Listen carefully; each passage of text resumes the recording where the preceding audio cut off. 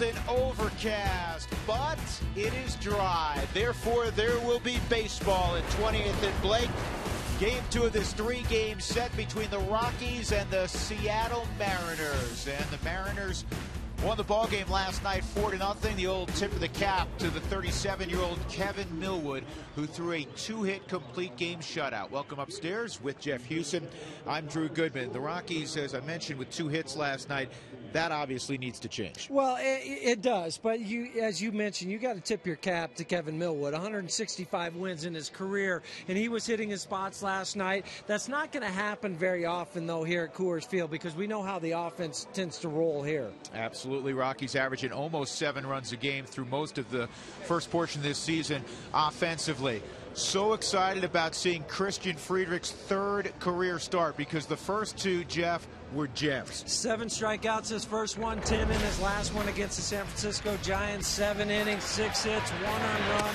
And the ability to throw the breaking pitch behind in the count, locate his fastball. It's so much fun when you have this promise of a #1 pick come up and do like he did in his first 2 starts. Now the key is to carry it over here to Coors Field. Don't be intimidated by coming and pitching here. Go out and pitch your same game that you did out on the road. Use that fastball inside to keep the hitters honest. Use the changeup, the big 12-6 curveball. And it's going to be fun for the home fans to be able to watch Christian. What a transformation for Christian Friedrich dating back to last year. We'll continue the conversation about the young left-hander when we come back. The Rockies getting ready to take on the Mariners.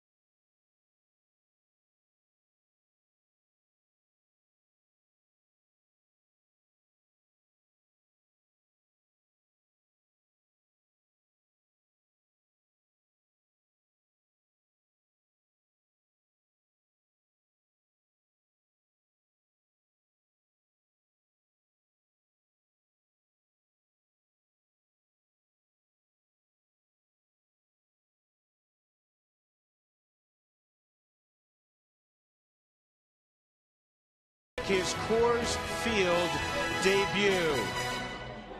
He has been marvelous so far in 2 starts, and a little more on his story. Let's go downstairs to Jenny Kavnar. Jenny? Thanks, Drew. You said it. Christian Friedrich has been impressive. He won his debut in San Diego. He had a quality start in San Francisco, but both of those are pitcher's parks. So how will he fare in a hitter's park?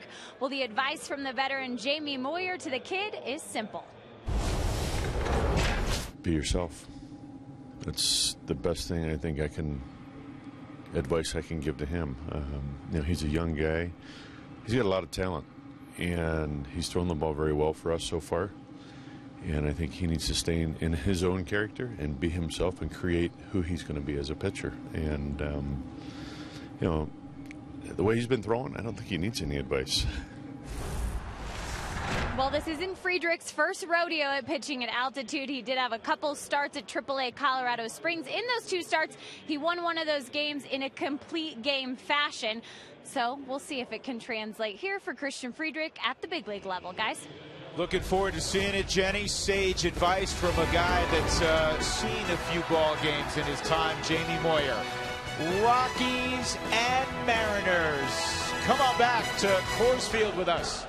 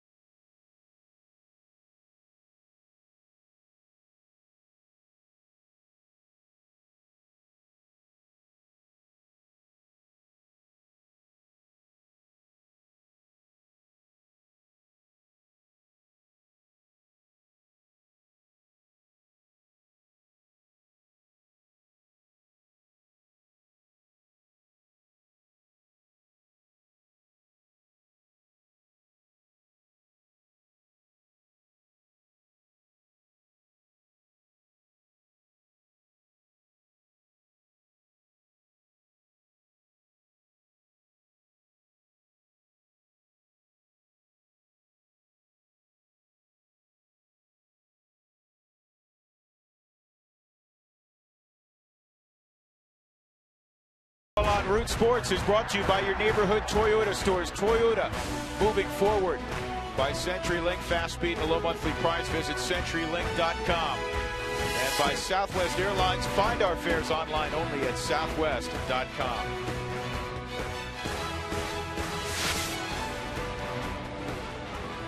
Christian Friedrich and his battery mate this day, Willeen Rosario. Final instructions before Christian takes the field.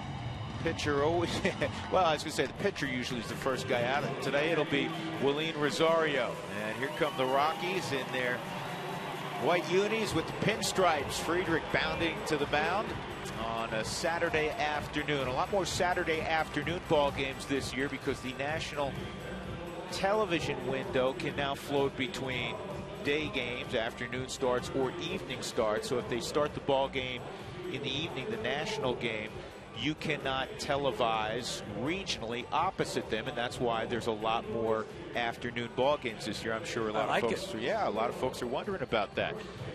There's Dustin Ackley, good-looking young prospect out of the University of North Carolina, second pick overall in the draft a couple of years ago.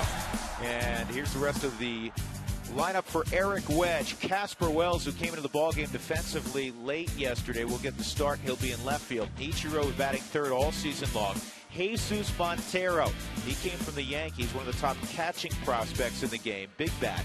Kyle Seager will be next. Alex Liddy, great story. He's from Italy. Michael Saunders in center field. Brendan Ryan at short. And the left-hander, formerly of the Florida Marlins, Jason Vargas. So Christian Friedrich in his first 2 starts, 1-0 with a 1.38 ERA, and he was not just good in San Francisco, he was dominant. Yeah, 93 pitches, though, just for those 7 innings. That's another number that impresses me. He had 93 in his outing against San Diego.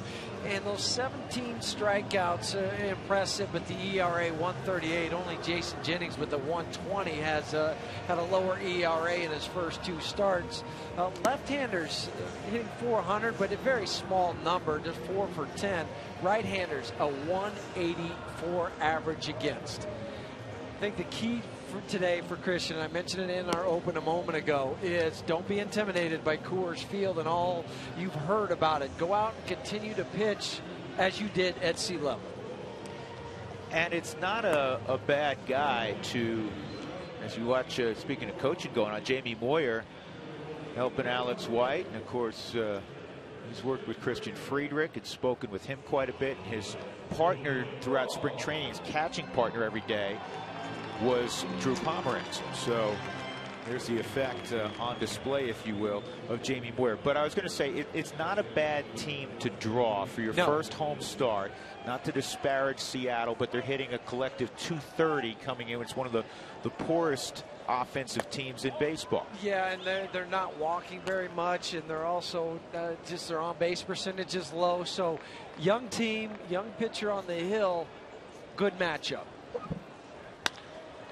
Line drive at Scudero. That's how the ball game started yesterday. Dustin Ackley lines out.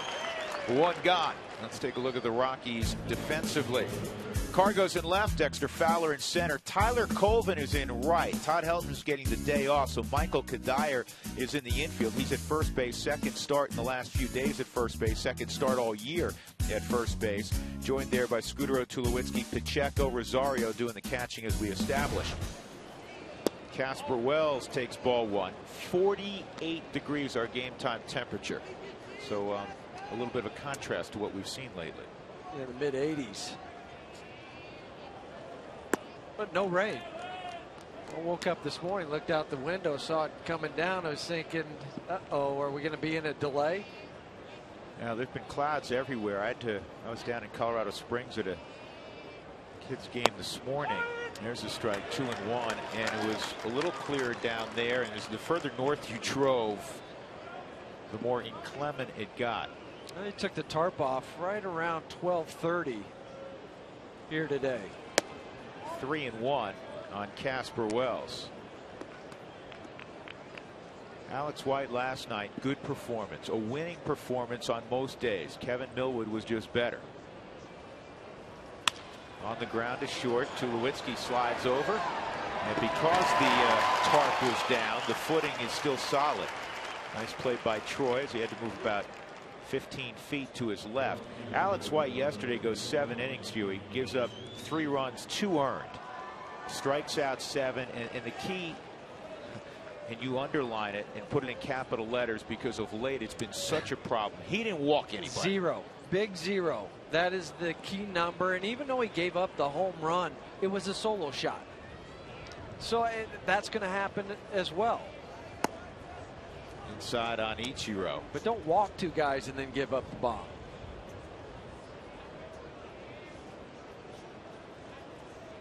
No freebies. That pitch is a good looking pitch. Guess it was just a little bit down. So it's 2-0 on Ichiro. Well, much like Casper Wells, when he did miss, they were down at the bottom of the zone. This ball's line foul.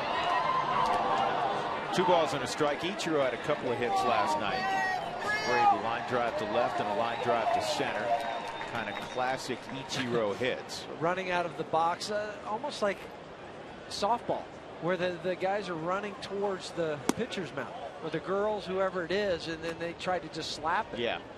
He has uncanny hand-eye coordination. Yeah, it's not something that you would teach to a youngster, but it works for Ichiro. Paul Schreiber behind home plate. That pitch looked pretty good. Wasn't called a strike. 3-1 pitch is hit in the air to center field. It's going to be a good start for Christian Friedrich. 1, 2, 3. You got to like that when you're on defense.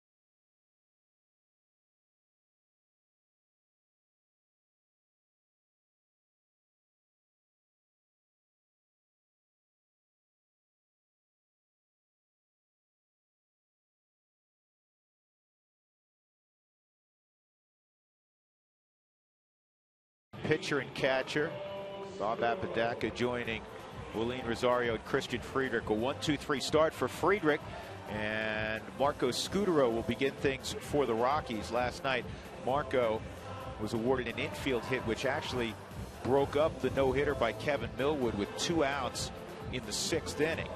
Jordan Pacheco had the only clean hit of the night. That followed followed Scutaro. Here's the starting lineup presented by Southwest Airlines. Tyler Colvin will follow Scutaro. Cargo, Tulowitzki, Kadire slides up to the 5-hole. Then Jordan Pacheco in an RBI spot. Willeen Rosario and Dexter Fowler in front of Christian Friedrich. 29-year-old Jason Vargas is on the hill, and his first pitch is in there for a strike. Vargas lost at Fenway in his last outing. Yeah. 0-2, or excuse me, 2-3 out on the road with a 4.46 ERA. Down the line, foul by about a yard. 6 innings in the start against the Red Sox, 7 hits, 5 earned runs. Struggled with location. Boston took advantage of it.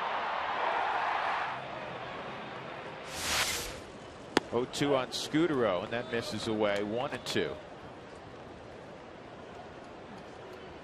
Jason Vargas, pretty solid pitcher. He's pitched 6 innings plus in 8 of 9 starts. A little easier to do in the American League than the National League, because if you're behind in the National League, they're going to come get you when your spot comes up once you get in that 6th inning range.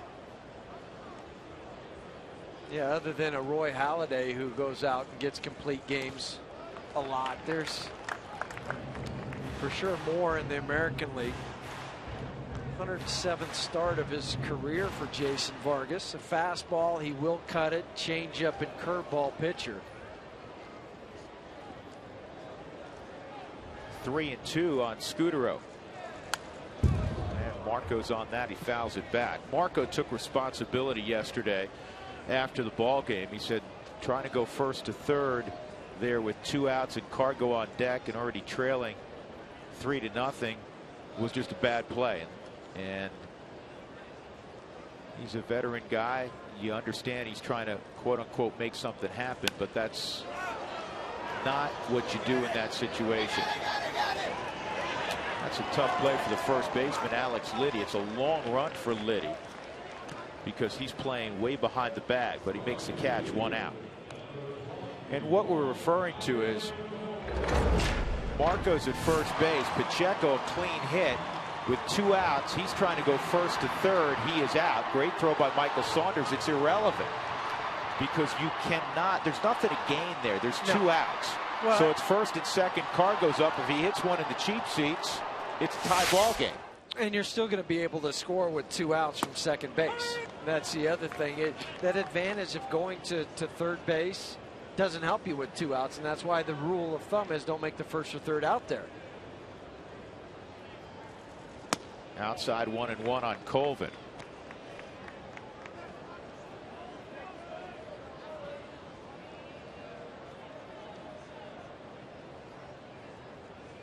The way Jim Tracy constructed his lineup today, he went around a couple of choices. He could have kept Pacheco in that 2 spot and put Colvin in an RBI spot, say behind Kadire, between in front of Rosario, or he could have done as he decided to, put Colvin in the 2-hole and move Pacheco down into an RBI spot. Colvin's 9 for 20 off of left-handers. It's not going to work out here, but he wanted Pacheco's bat to be backing up Kadire. 2 outs as we take a look at Seattle defensively. Casper Wells in left. Michael Saunders is in center field. Ichiro can still throw. He's in right. Seager at third. Brendan Ryan with a very good glove at short. Ackley's the second baseman, and Alex Liddy, good-looking athlete, he's at first base. Jesus Montero has had some issues behind the plate. And Montero just 2 for 11 throwing out base runners.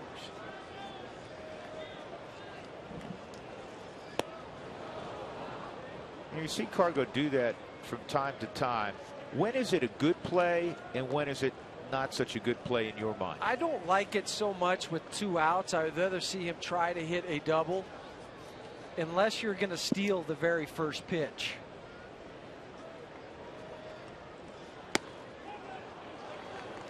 Well, he's in a ditch now, 0-2. I agree with you, because you know what, with 2 outs, if he hits one over the wall, it's 1-0. He hits a double and Troy hits a single. Now you have a run. But with 2 outs, 3 and 4, that is going to be tracked down by Kyle Seager. Rockies go quietly in the first against Jason Vargas.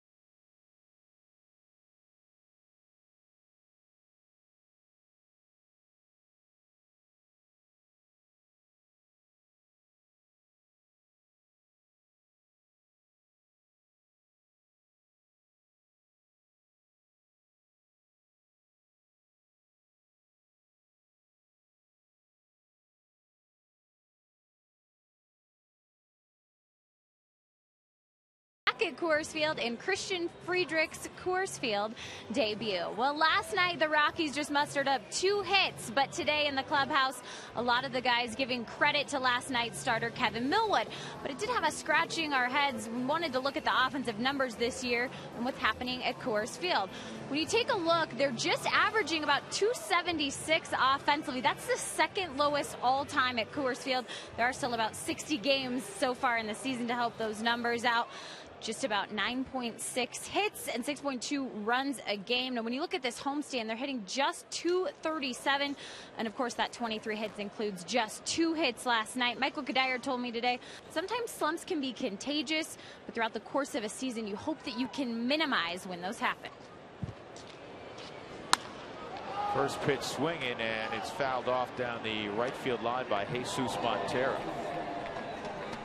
Montero's been in a horrendous slump, just 3 for his last 30. One of those guys that had a huge reputation in the minor leagues, coveted by a lot of teams. Nobody thought the Yankees would move him, and that's when Seattle offered up Michael Pineda. And Michael Pineda won't pitch this year for the Yankees because he's hurt. I was talking to a scout the other day, and also talking to Michael Kadire about Pineda. Last year, Pineda faced the Minnesota Twins fairly early in the season, and he was, 95 to basically 100, and he was as big a handful as there was.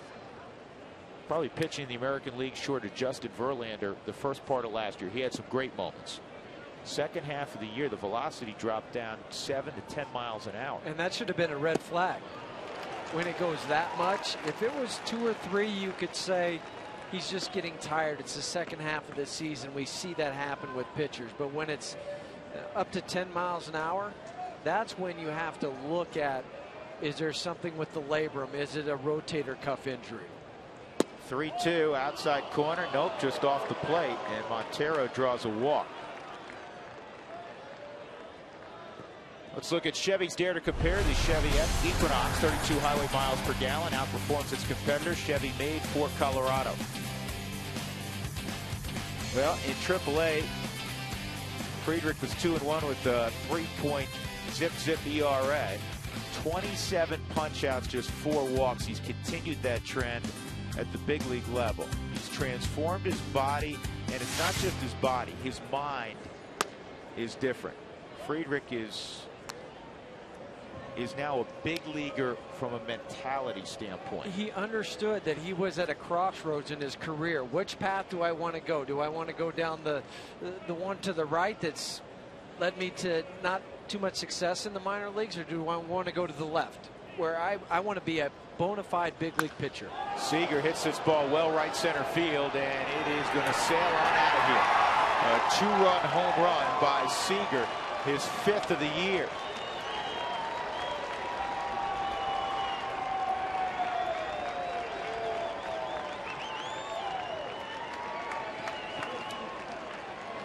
No doubt about the ball off the bat from Kyle Seager.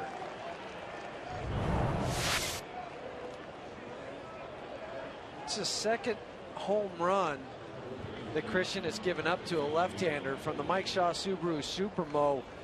You could tell that he got that on the sweet spot of the bat. So Alex Liddy comes up, and Liddy takes ball 1, and that's again, and this kid hasn't been doing that. He has been walking guys, but that's where the walk kills you. Instead of a solo home run, it's a 2-run shot. Right, and then you're having to think about that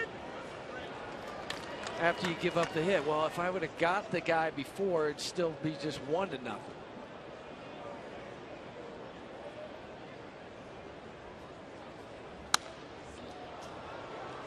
Liddy's behind 1-2.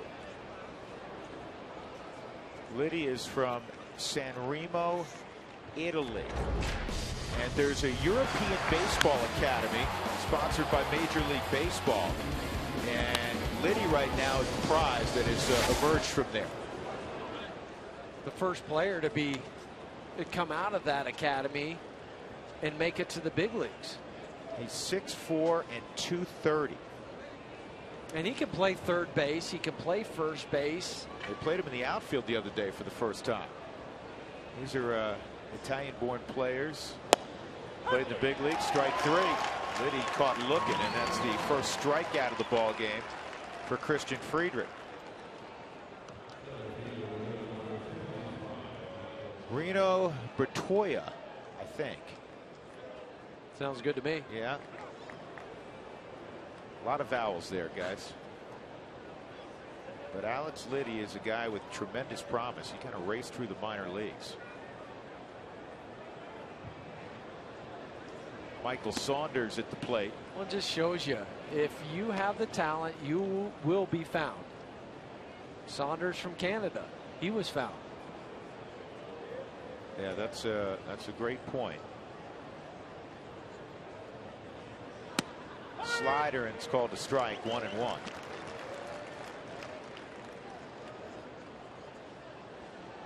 He doesn't want the. I guess he doesn't want his bats mingling with anybody else's bats. I don't know if I've seen that before. 2-1. Probably comes from his minor league days where he got a base hit or a home run because they were in a different spot, and now that's what he goes with.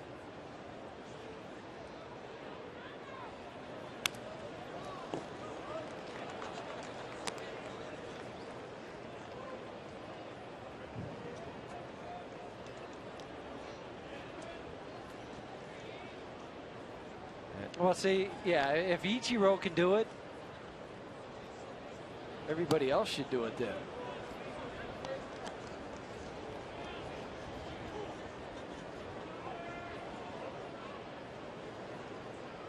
He might take that back to the hotel after the game. 3-2 and ball 4. Well, Kaz Matsui, who was so instrumental in the 2007 run to the World Series, Kaz would always have one of his bats with him in a backpack that he took on the plane and thus brought back to the hotel. Obviously, the rest of the equipment's at the ballpark. And Kaz, you'd see him sometimes near the pool taking dry swings early in the afternoon before he went to the ballpark. Well, I know guys get the bat, they'll stand in front of a mirror and look, and am I holding my hands right? Is this the stance I need? And then practice your dry swings in the hotel room where there's no distractions. It makes sense, right? Yeah, I remember a couple times having a dream, waking up in the middle of the night, 3 or 4 in the morning, saying, "Boy, I wonder if I should try this. Would this work?" You got out of bed, and stood up, and grabbed a bat. How'd you hit it for in the morning? Were you good? Oh, I was outstanding. And then the problem was at 7 o'clock, didn't translate. Brendan Ryan at the plate, and that's a strike. The reason we couldn't pronounce Reno's last name and hadn't heard of him, because the last guy who was born in Italy and played in the big leagues before Liddy was Reno Bertoia, I believe, in 1962. Fouled off.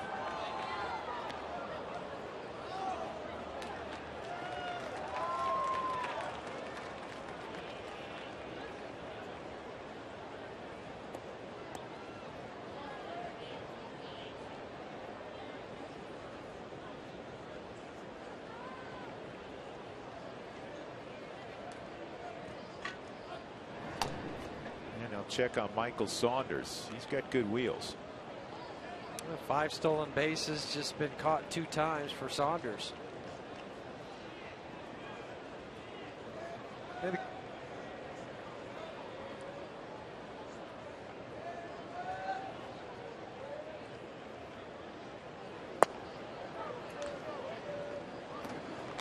The Camarena Loft, located in center field, is a great option for your group. It's available for up to 95 people.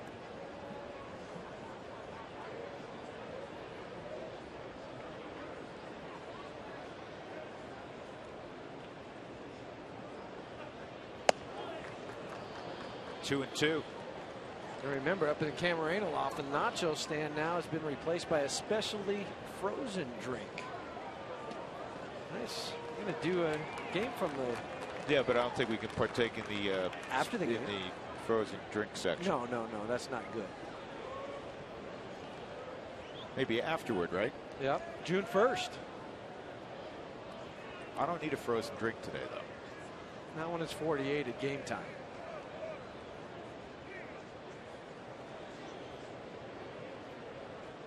2 runs in the inning. Saunders at first, 1 out, 2-2 on Brendan Ryan.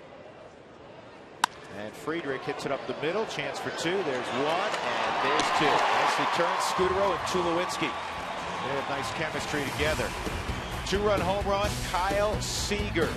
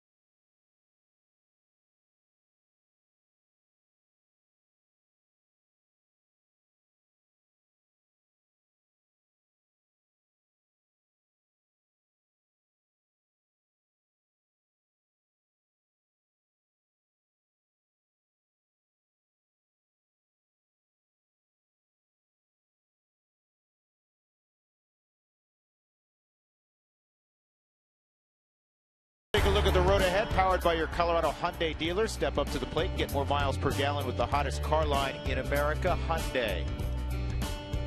Rockies will be in Miami next week, also Cincinnati. They'll play a double dip May 28th, Memorial Day against Houston. They'll have a day off, and then they'll take on the Astros again. Then the Dodgers will be in town, and then it's off to Arizona before the Rockies return home and see Albert Pujols and the Angels.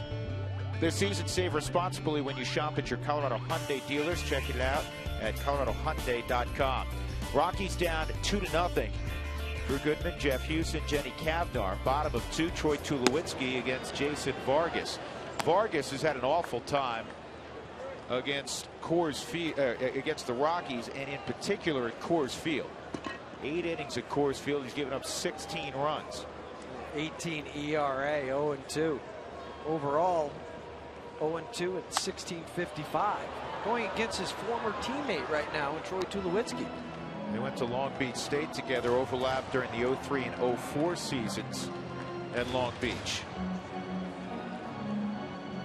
It's quite a program now. There's a ton of dirtbags, Long Beach State dirtbags in the big leagues. Danny Espinosa, the second baseman for Washington. Giambi, of course. Evan Longoria. Brian Shaw, who we just saw, pitcher. Jared Weaver, who's having a terrific year for the Angels. Oh, he was to name a few. Vance Worley with Philadelphia. But Weaver was with Troy and Vargas on that team at Long Beach State. No wonder they won a lot of games. 3-1. It's like what we were showing last night with North Carolina with Seager and the second baseman Dustin Ackley, Alex White. You get a core like that, you're going to win a lot of games. Yeah, 6 more guys were drafted the year that trio came out in 09. That's a strike.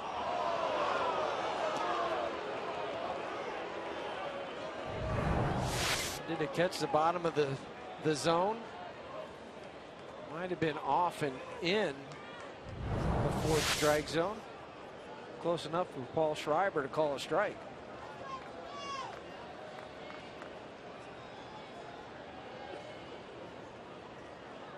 Back in there again. So a leadoff walk for Tulowitzki. Coming up in the 6th inning, Toyota Talk. Text Toyota to 720-720. You'll also learn how to win a $500 gas card. That's Toyota Talk, 6th inning. And it continues in the postgame show as well. Kadire at 259, 4 home runs, 23 driven in. Michael was 0 for 3 yesterday. Everybody took an 0 for save. Scudero 1 for 4, and Pacheco, who was 1 for 4. For Kevin Millwood, that was his first complete game shutout since 2003. There's Millwood. He was 23 for 30 on first pitch strikes last night. When you're throwing it like that, guys are defensive before they step into the box. In the air to Ichiro and right.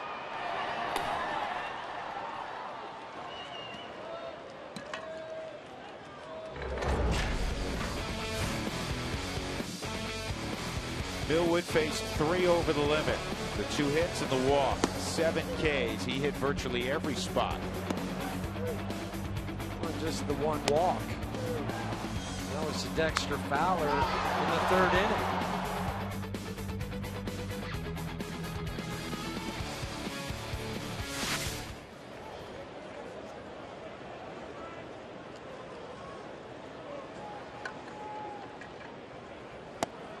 If you listen to the post-game show last night, the interview, he was saying, I didn't have anything in the bullpen. How many times have you heard pitchers, when they're interviewed after a tremendous performance, say the exact same thing? A lot. Because no matter what's happening out there, when you cross the lines, you have to change your focus, and maybe it makes you refocus, thinking, I've got to work on my mechanics, or I've got to just go out there and throw because I don't feel like I have much today. And I've seen it hitters too have a great BP and then just absolutely stink it up in the game. Heard the converse too, guys in the bullpen or after a game saying, man, the bullpen, everything was sharp and arm felt great, this, that, and the other thing. They were gone after 2 2/3. It just shows you you can't gauge anything until you are stepping between the lines when they say play ball. 1 out, 1-1. Tulo at first. George Pacheco had the clean hit up the middle. He also lined out in one of his at bats. He's seeing the ball well.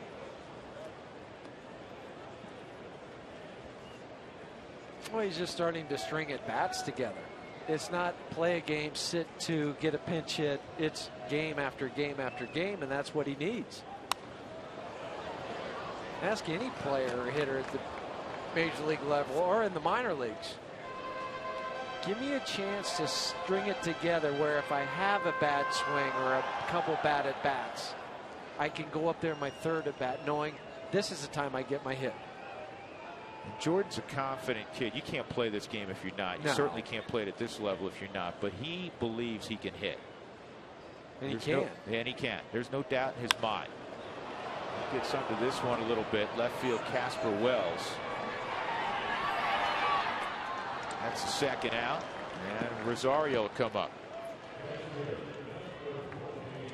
Text Cheyenne for your chance to win Merle Haggard tickets. You'll also be entered in to win Brad Paisley tickets, baseball and championship bull riding tickets, and an entry into the VIP grand prize drawing.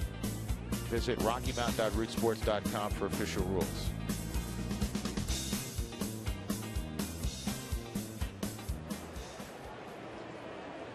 A couple months away till the granddaddy of them all.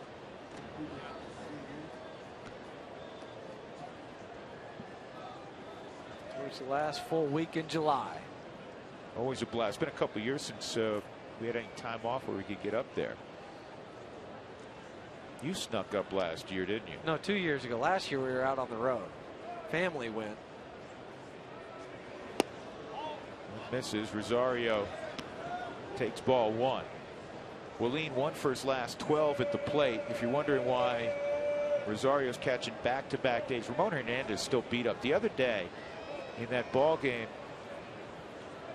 the 9-7 loss to Arizona that took 4 hours. All the walks, all the pitches in the dirt. Hernandez caught 222 pitches. He said he had one bruise. The catchers always have black and blue marks on their forearm and, you know, thigh. He had one bruise he felt going into the ball game, one owie. He came out of that with 5 more. Well, I was just going to say, from his head to his toes, was it just one solid bruise? Yeah, I talked to Jim Tracy today down in his office, and he was talking about Willeen being in there today, and he said it might be until Monday before Ramon is back in the lineup, and he's going to wait and see and let that tank refill. But it's a chance, too, for Rosario, as we were talking about Pacheco a moment ago, to string at-bats together.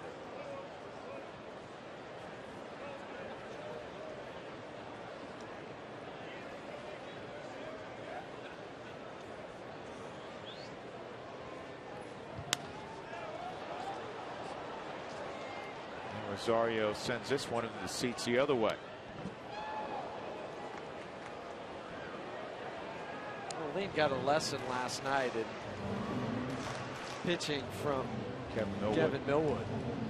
Well, Kevin Millwood followed a pattern that's been effective on the young catcher, and that is breaking balls away. Struck him out 3 times. This is off the end of the bat. Casper Wells is right there. And that's all for the Rockies. They're still searching for their first hit. Tulowitzki walked leading off the inning. Rockies could not move him along.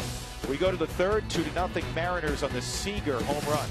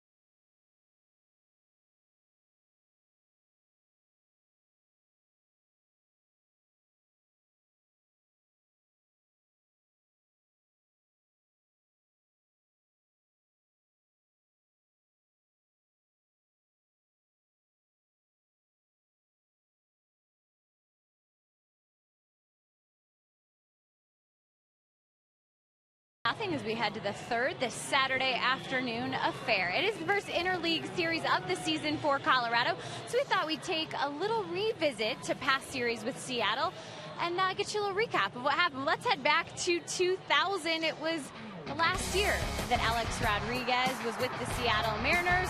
First full season at Safeco, and A-Rod, well, he got a home run out of the Rockies that series. The Mariners, they took 2 out of 3. They went on to the ALCS that season before losing to the Yankees. Plenty more memories to go as we take a look back between Seattle and the Rockies.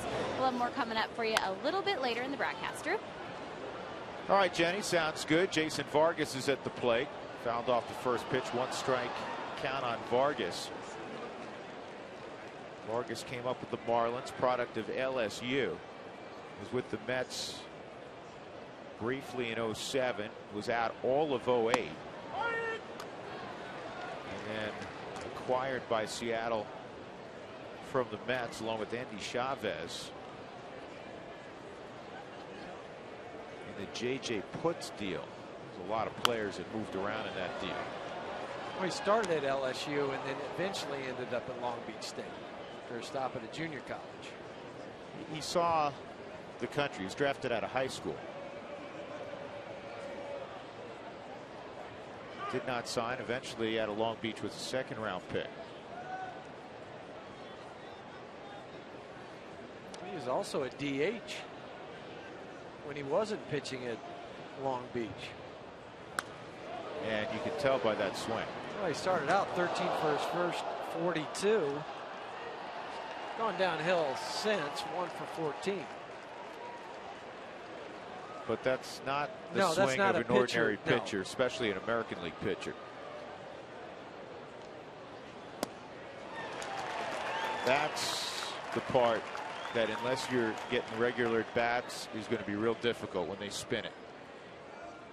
Second strikeout for Christian Friedrich. Dustin Ackley coming up.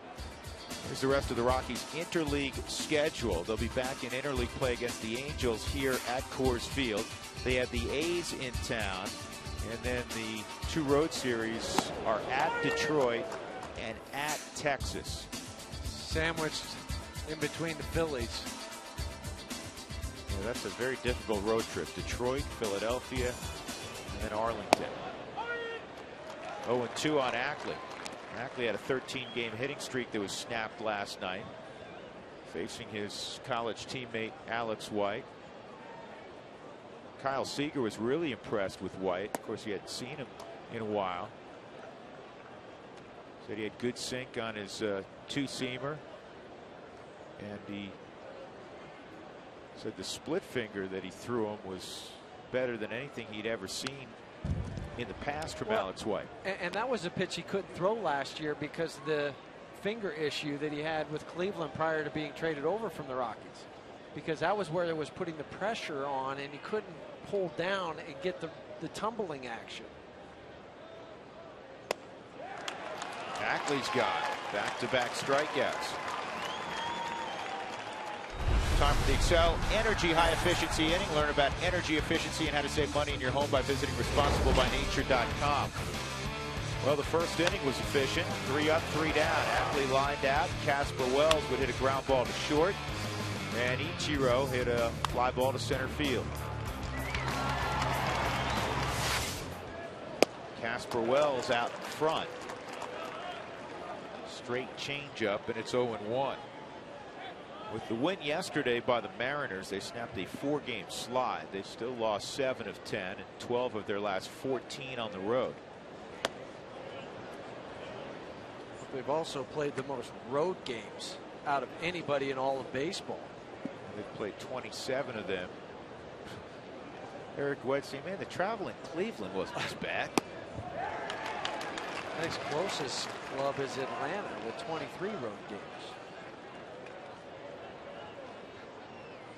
Well, no, and being in Seattle, you even if you go to Oakland, it's still a couple-hour flight. Yeah, nothing's easy. 2-2. Wedge got to visit with an old teammate with the Rockies yesterday. Steve Reed was around. Roger Bailey was around also yesterday prior to the ball game.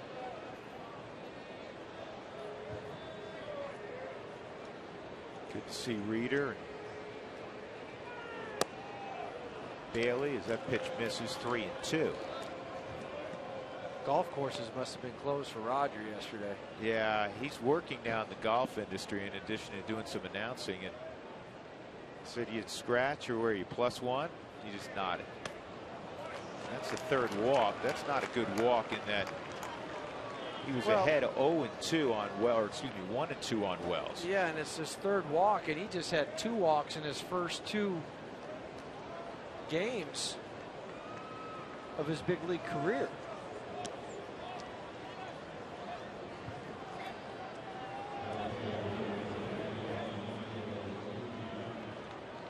And that is the stat that just causes your hair to be pulled out or turn gray or whatever it is, because those are head scratchers for managers and pitching coaches. Can't defend it.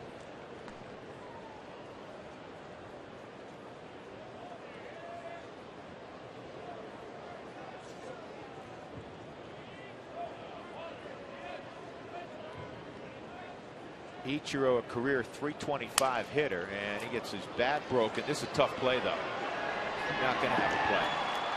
It's one of the reasons Ichiro has produced 200+ hits every year. with the exception of last year. That's not to say he's not a great hitter. He is a great hitter. But if he hits a ball like that, you're not going to throw him out. Yeah, because as we talked about, he's already coming out of the box. And this is a good 3 or 4 inches from where you would want to hit it on the barrel, and it broke the bat, did everything. And you couldn't have rolled it out there on a bunt any better than what Ichiro did. Smart play from Scutaro not to throw the baseball. He goes through an elaborate stretching regime. He's still in incredible shape. And that's one of the reasons the speed hasn't dropped off.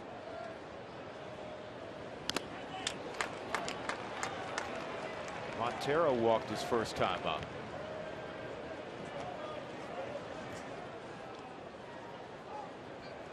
Ichiro closing in on 2,500 hits. And he spent almost a decade in Japan playing professionally. Yeah, over 1,200 hits in Japan.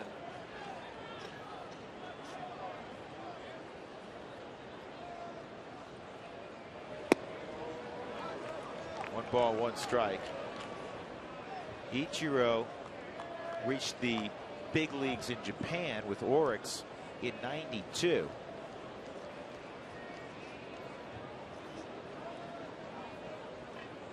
Hit .353 in Japan in 951 games. There's a base hit to center field. And around third comes Casper Wells, and it's 3-0. Walk again. Another walk comes around. All of this with 2 outs, 2 strikeouts to begin the inning for Friedrich. And as you mentioned, Drew, he had Casper Wells 1 and 2 and walked him, but now Montero comes through with the single up the middle. Coming into the game, Seattle was just hitting .216 with runners in scoring position, which was 26th in all of baseball. And on this road trip, just 6 for 58. And Montero was 3 for his previous 30. Seattle's been doing all the hitting in this series. 4 runs yesterday, 3 runs, 3 hits today. The Rockies have 2 hits and 11 innings of baseball against the Mariners. I mean, did Randy Johnson jump in somebody's uniform and pitch in a double dip? Seems like it.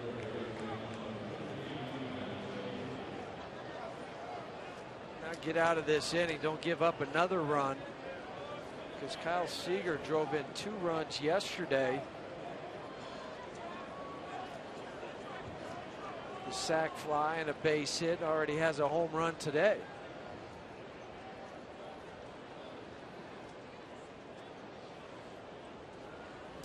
Yeah, this all of a sudden becomes enormous. The Rockies struggling on offense. You hit one in the gap. It could be a 5-0 game. Playing uphill, cool day. You're facing a pitcher in Vargas that you're not familiar with.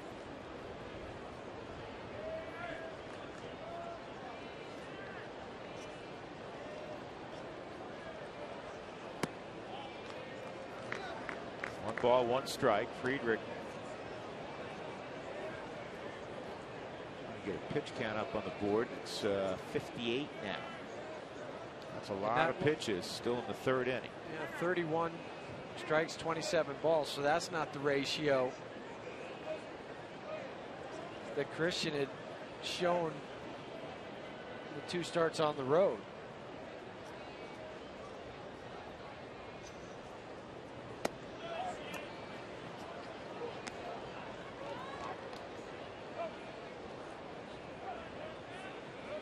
Earlier in the inning, he got his secondary stuff over the changeup, striking out Vargas and Ackley. Slider got Vargas. 2-1, and this is pulled through the hole. Base hit. Ichiro around third, and he's going to score. It is 4-0. Seager is driven in 3. Well,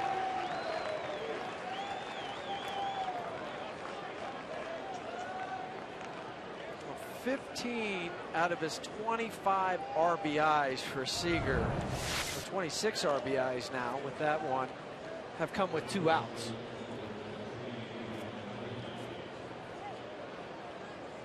Past the diving Marco Scudero. But these are the ones that kill you. The 2 outs. And it happened when you're ahead in the count, and then you end up walking the guy. So here's Alex Liddy again. Liddy struck out looking his first time in San Remo on the Italian Riviera.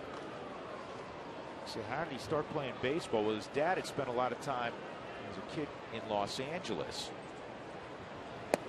Loved playing, taught him the game, and mom was a softball player. Of course, soccer and basketball and even volleyball come ahead of baseball in Italy. But he was always enamored with the game. Well, and it's nice that Major League Baseball had the academy over there where he had the opportunity to play the game. He's a horse, 6'4", 230, and he lines it to center field. Here comes Dex, and he'll make the catch. With 2 outs, a walk, an infield hit, and 2 singles back to back. 2 more runs, 4-0 Mariners.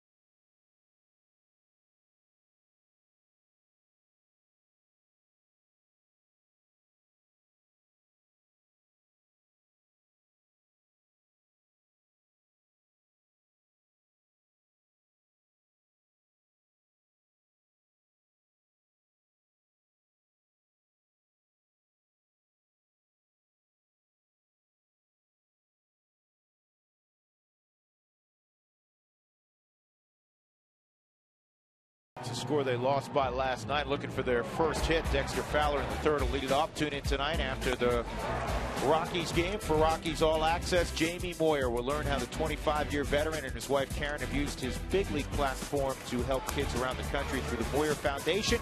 And we'll hear from Jamie about his victory that set precedents for 49-year-olds in April. Rockies All Access after the game. Dexter takes a strike from Vargas. Vargas a 4-3 record coming in with a 3.28 ERA. 32-42 lifetime. That's a strike also. 0-2. Just a 211 batting average against for Vargas.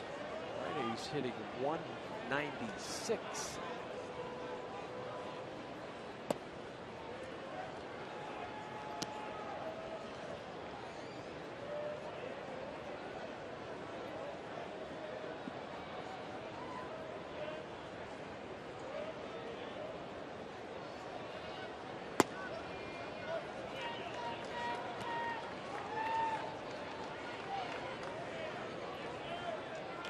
Two and two on Fowler.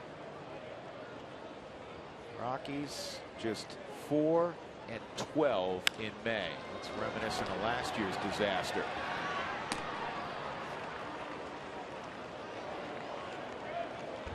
Friedrich will come up with 1 out. Let's take a look at our CenturyLink high-speed pitch, fast speed, and the low monthly price. Visit CenturyLink.com. Vargas at 89, Friedrich at 92.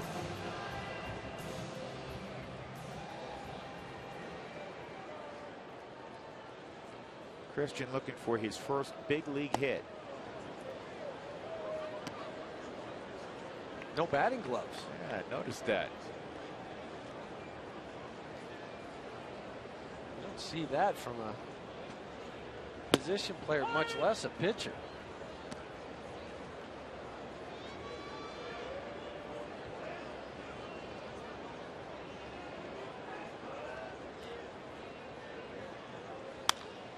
Hits this ball pretty well, but in the direction of Michael Saunders.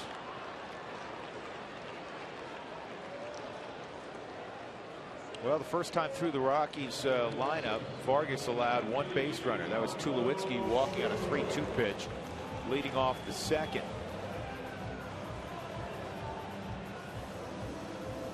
Military Appreciation Day is May 28th at 1:10.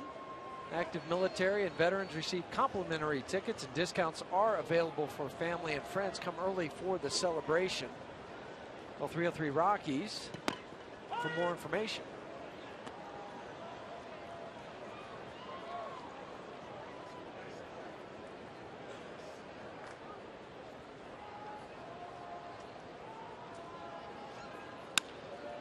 This ball is lined to left, and it is going to drop. The Rockies have their first hit. Scudero throwing one out in front of Casper Wells in left field.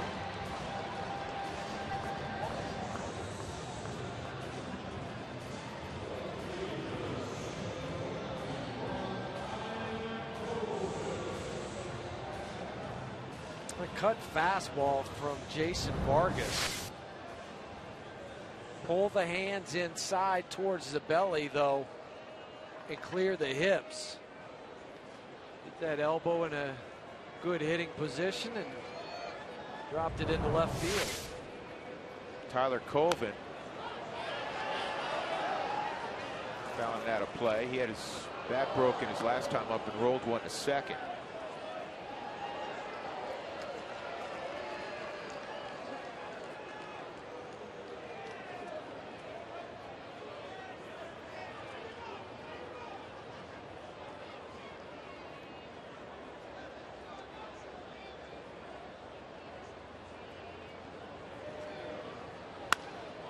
Ball is pretty well hit center field. Saunders will catch up, though. So the Rockies get their first knock, nothing else. We go to the fourth inning, all Mariners.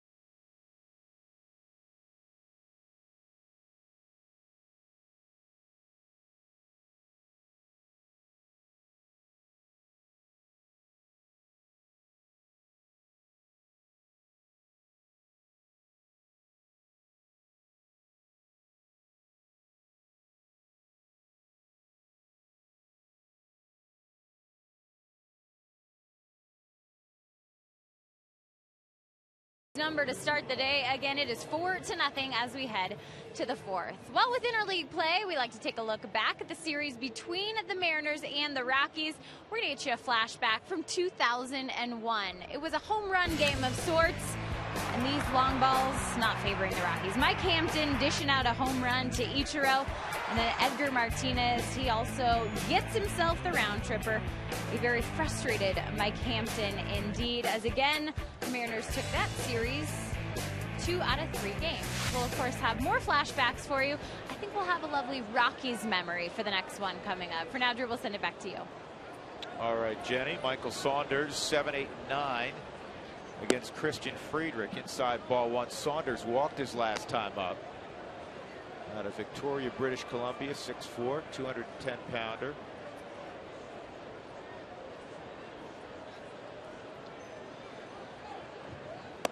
He was draftable as a pitcher. Threw 91 on the mound. Long, lanky frame. You could see why he would be. Project him to throw even harder. This is well hit.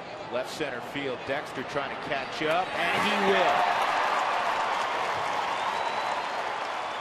That is why, at times, when people are frustrated with Dexter Fowler's offensive inconsistencies, at Coors Field, you have to have a tremendous center fielder, and he is just that. Well, in that gap, too, where it goes out to 415 to get the jump that he did, make it look easy, eye on the ball, reach up, and there are not many center fielders, maybe a Michael Bourne, that would have the speed to catch up to that ball. Catch up and get there upright. And make it look easy. Yeah, I mean, Jim Edmonds would get to some baseballs, but it was always a dive. Sometimes it was a plant dive. Yeah, and that's why people at times underestimate Dexter. He's going to have another opportunity. I don't know if he can get to this one. Ryan is looking for 3 bases, and he's going to have it easily. 2 triples last night for Seattle, and Brendan Ryan, the struggling Brendan Ryan, 2 for his last 22 at the plate. Unloads a triple here with 1 out in the 4th. You know, Friedrich is getting hit much harder today than he has in his first 2 games, clearly. Well, ball being elevated, not getting the cut on it for the Mike Shaw Subaru Supermo. It shows you, look at that hip rotation, the way that the whole body is turned to get through there.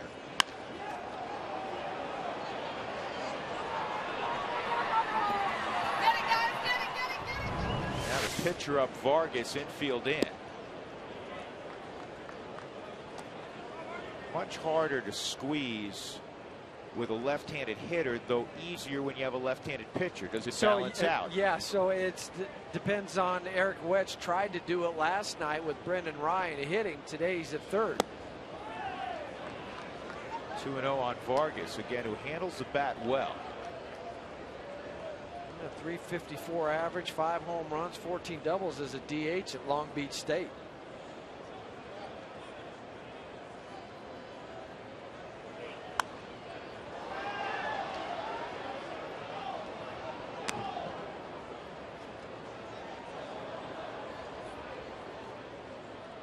Too high for the pitch count for Christian Friedrich. 93 pitches in the game against the Padres and also the Giants. In those games he went 6 and 7 innings respectively. That's 3-1 on Vargas.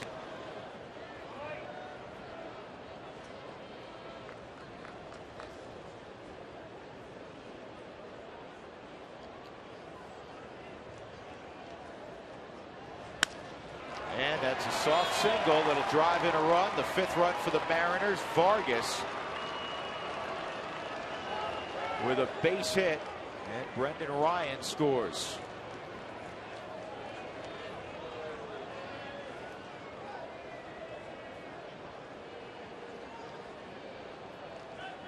AT&T trivia question. Friedrich had 17 strikeouts through his first 2 ball games, which was a new Rockies record. Who held the previous record for strikeouts in their first 2 starts? Vargas at first, 1 out. Dustin Ackley in the top of the order. Ackley a line out and a strikeout.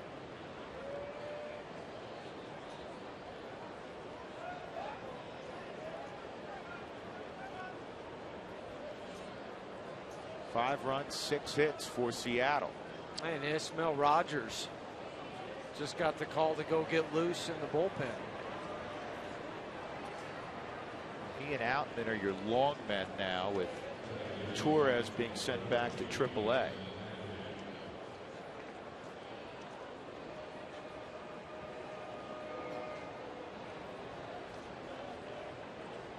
Steven Strasburg went #1 in the '09 draft. Right behind him, Dustin Ackley. Didn't get quite as much fanfare.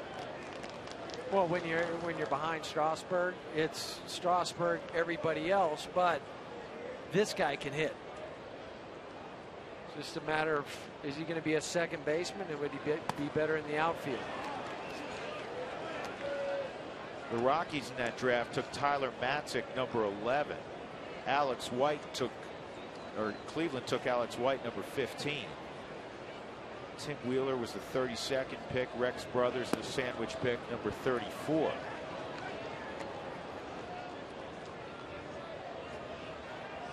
Speaking of first rounders, last night Tyler Anderson, first start for the Rockies for Asheville, got the win. #1 pick last year. Fouled off. Kind of a mixed bag for his debut. Yeah. He was nervous. Some good, some okay. Yeah, but he was out pitching. Out of the complex. First time he'd pitched since he was in Eugene. Last year he signed too late, and he had been in extended spring this year. 2-2, and this ball is in the air to deep center field. Dexter going back.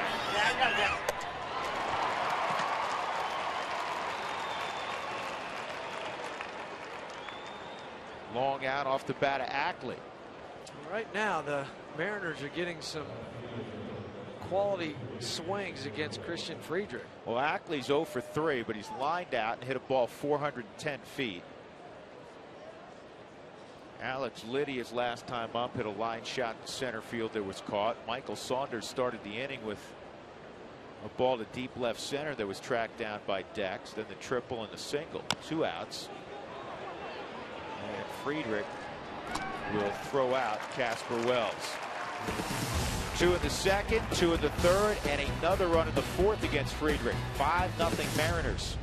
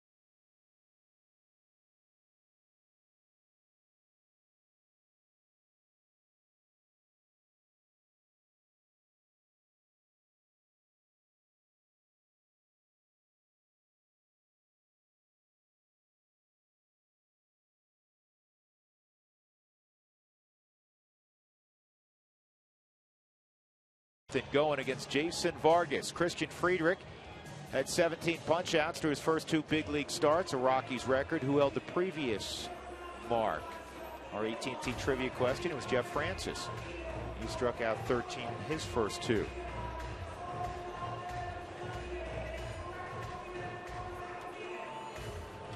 Well, the Rockies have 3 hits in 12 innings against Seattle in this series, and no runs.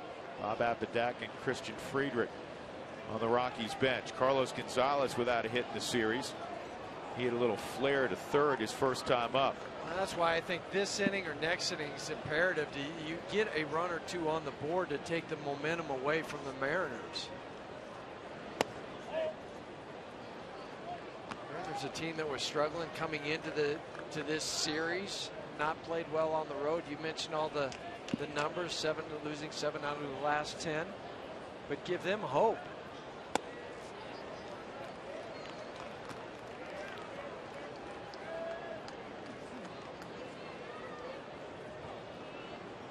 Two and nothing on Cargo, hitting .333 in interleague play since 2010, third best mark among National League hitters.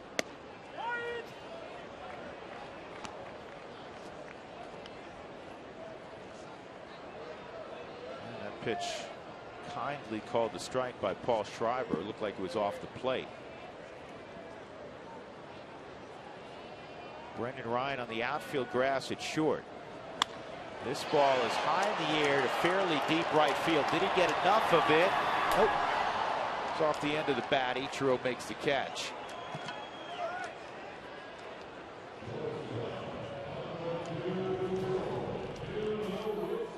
Rockies have had two base runners. Troy Tulowitzki, one of them, he walked in the second. Scudero, a two-out single in the third. Who wants tacos? Remember, when the Rockies score 7 or more during any game, go to participating Colorado Taco Bell locations the next day between 4 and 6 and get your Rockies taco special.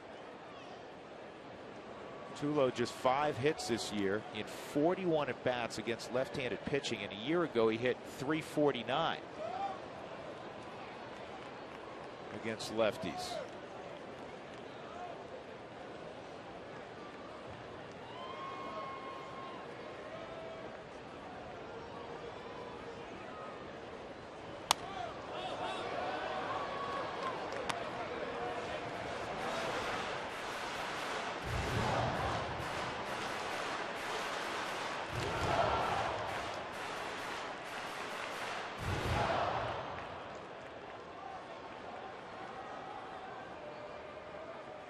He's hit .330 against right-handed pitching. Well, he's going to get hot. Yeah.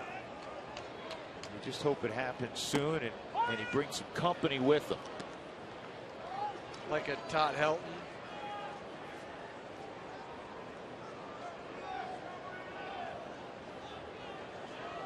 Todd's not going to hit in the 230s. No, Todd taking the day off. He's at 229. He'll be hitting 300.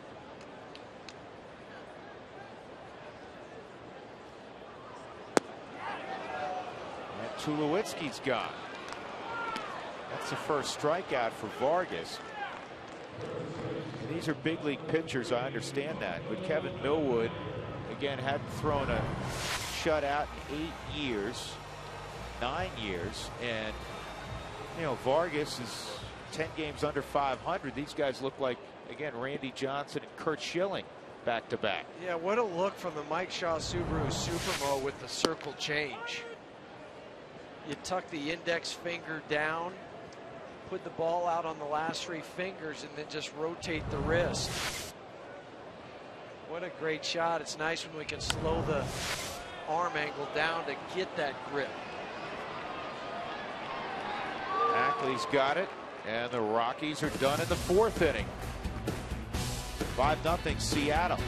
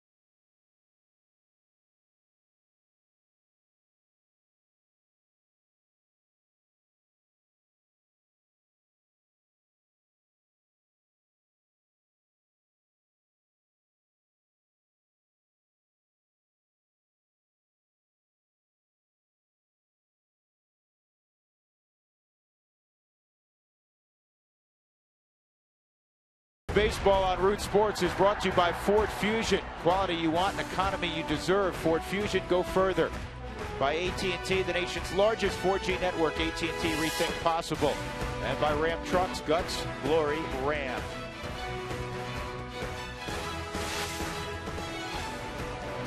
Overcast day, and the Rockies, I'm sure, in a gloomy mood. They have done Zippo offensively in this series. They have 3 hits, and they have not scored in 13 innings. Christian Friedrich's first pitch to Ichiro misses. Ichiro kept a 3rd inning rally alive with a broken bat roller to second that he beat out. A couple runs would come after that. Oh, great catch, Troy Tulowitzki. So he steals a hit that time from Ichiro. Yeah, and anticipates which way the ball is going to go. Friedrich throws the pitch away from Ichiro. Ichiro with the slap swing. You're leaning, you dive, and it all comes together with the line out.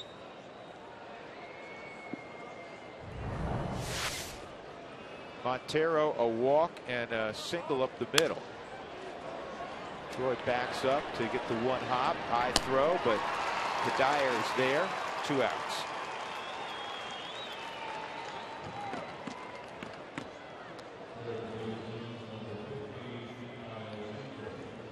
Kyle Seager, 2-run home run and a run-scoring single. Hitting .289, came into the game at .278.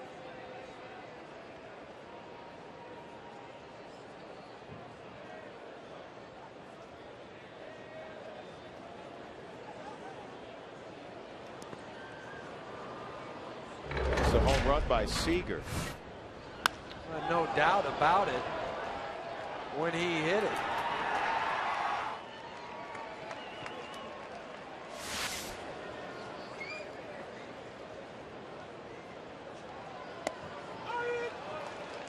One and one. Seager's a North Carolina native, in addition to playing at UNC.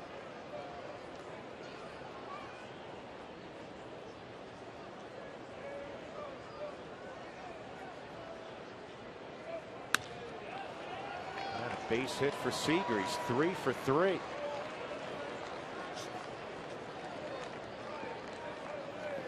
Five for 6 in the series.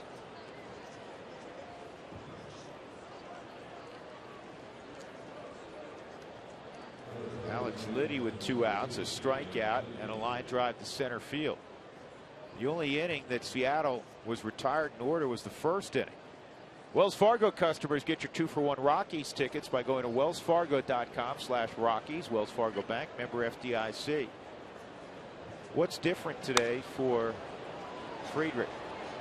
No curveball. The fastball has been up, but not the movement that we saw in San Francisco.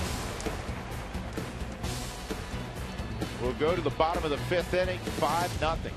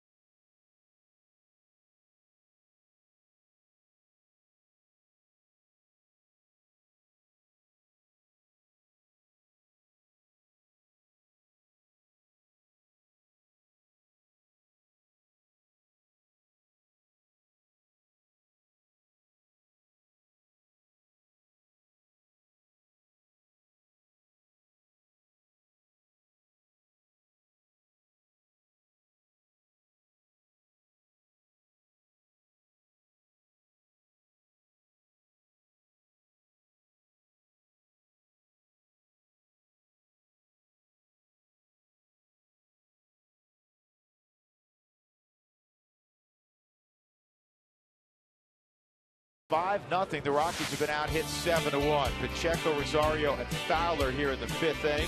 The Rockies and Root Sports are teaming up for the Games of Green campaign with Bike to the Game. It's tomorrow against these Mariners. Ride your bike to the secure lot at 21st and Blake outside of Coors Field for your chance to win great prizes. For more info, visit ColoradoRockies.com/green. Drew Goodman, Jeff Hewson, and Jenny Kavnar.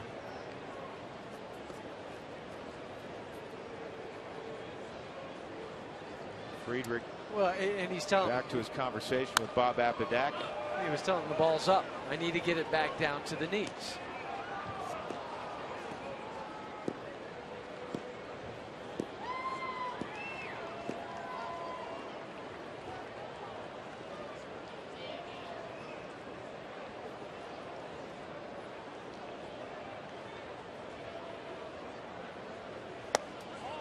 Inside 2-1 on Pacheco. Fly ball left field his first time up.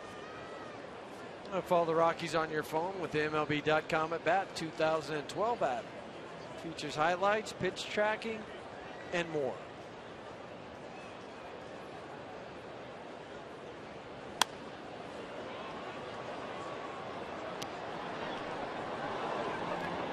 But you can tell from that swing from Jordan, even the 2-1 count, it was a defensive swing. It wasn't the aggressive, if I get this pitch, I'm going to drive it to the off gap. Late towards the label.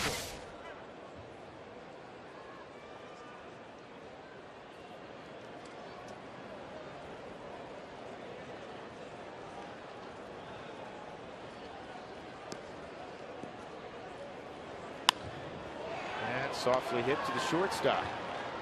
It's that cutter. He got in on the hands of Jordan Pacheco. Yeah, and the cutter will be 84 to 87 miles an hour, so it's not the hard Mariano Rivera cutter at 92, 93, but from the Mike Shaw Subaru Supermo, you could tell the rotation and see where it gets in on the hands. Jordan tried to pull the hands into his body closer, but just couldn't get the barrel to it.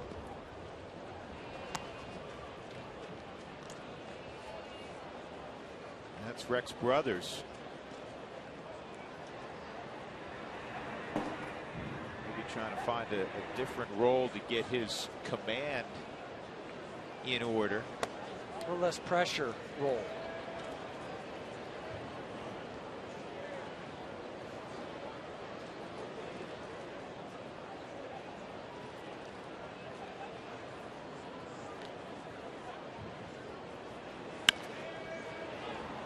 Brendan Ryan.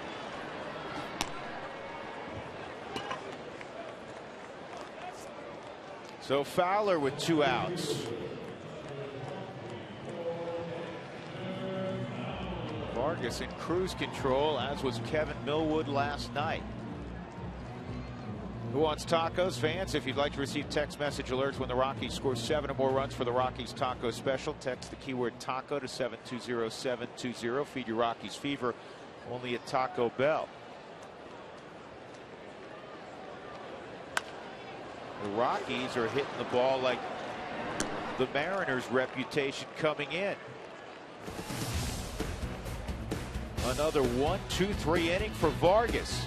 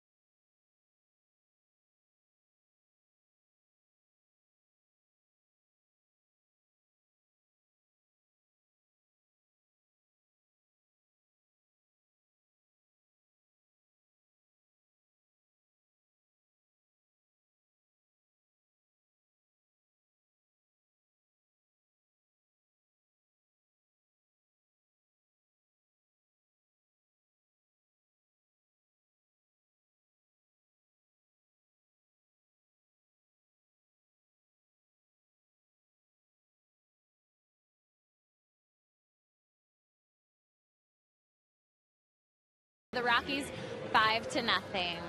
Well, a look back at some series between the Mariners and the Rockies. We can our flashbacks by heading back to 2006. You may or may not.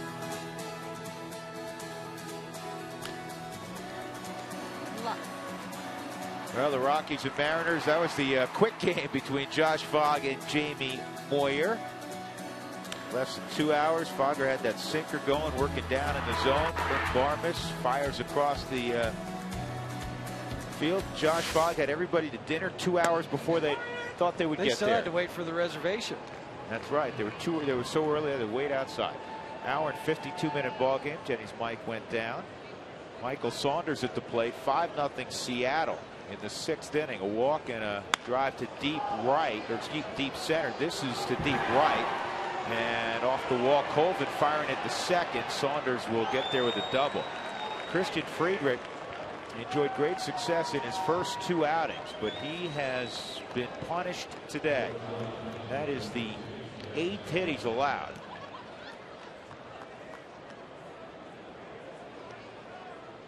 Saunders has a hit in 9 out of 10 ball games.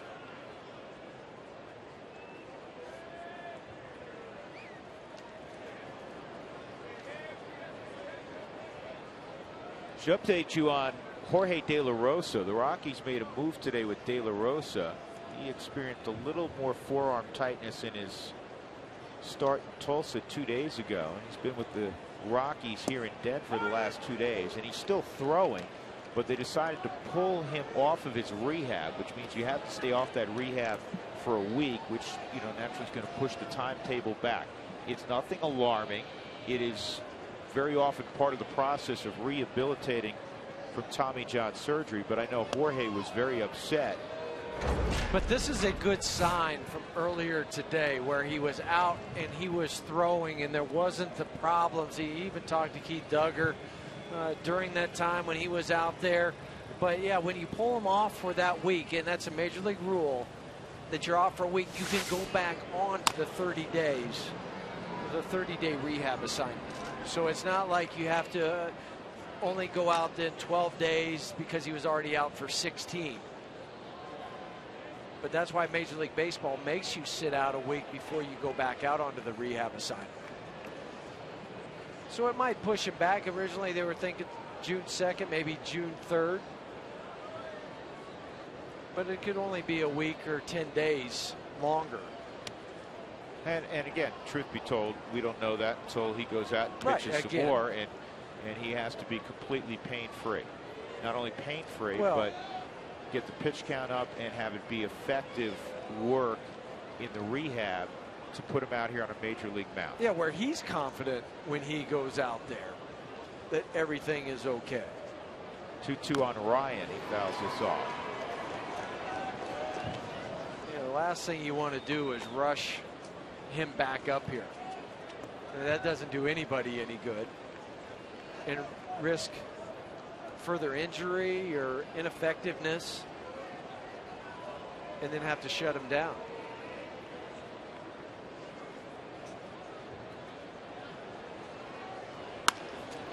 And a base hit to right. Saunders froze on the line drive, so he'll move up only 90 feet. Double and a single. First and third. Vargas coming up. 9 hits allowed by Christian Friedrich this afternoon.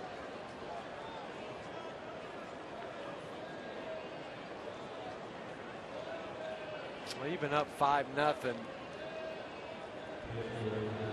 You know that Eric Wedge is going to have Vargas bunting because he knows how runs can be scored in bunches at Coors Field.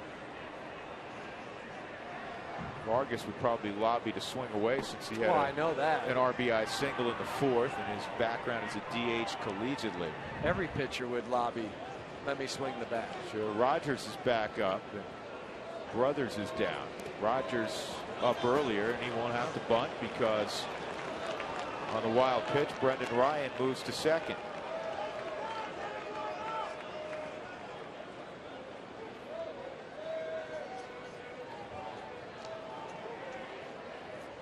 Well, Christian, 2 starts in pitcher-friendly ballparks, but his stuff was outstanding. He would have played anywhere. Today, he's been up in the zone and hasn't had the command of the curveball. His next start will be in Cincinnati, a very good offensive park. That was a 20th wild pitch for the Rockies. Remember the other day against Arizona, they had 3 in the game. That ties Houston for the league lead. In a category you don't want to be leading. Well, not when you're talking wild pitches. We saw earlier with walks where they sit. 2-1 on Vargas.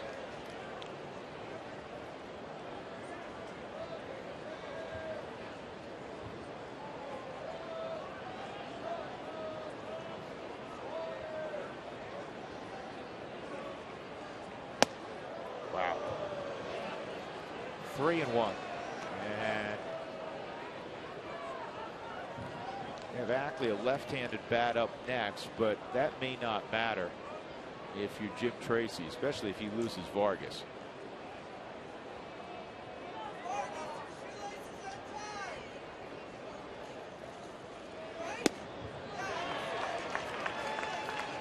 Gives you an idea how much Vargas wants to hit. He swung at a pitch. It was probably ball 4. 3-2.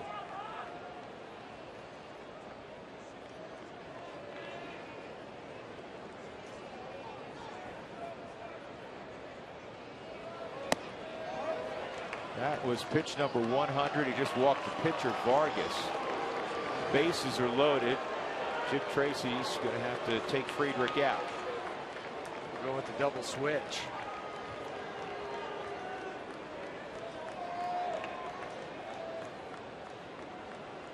Well, not his day. Started out all right. He got the side in order in the first inning, but downhill from there for Christian Friedrich. Dexter Fowler's going to come out. Eric Young Jr. will go into center field. And Esmil Rogers will be the new pitcher. Seattle leading 5-0. Nobody out. Bases loaded in the 6th.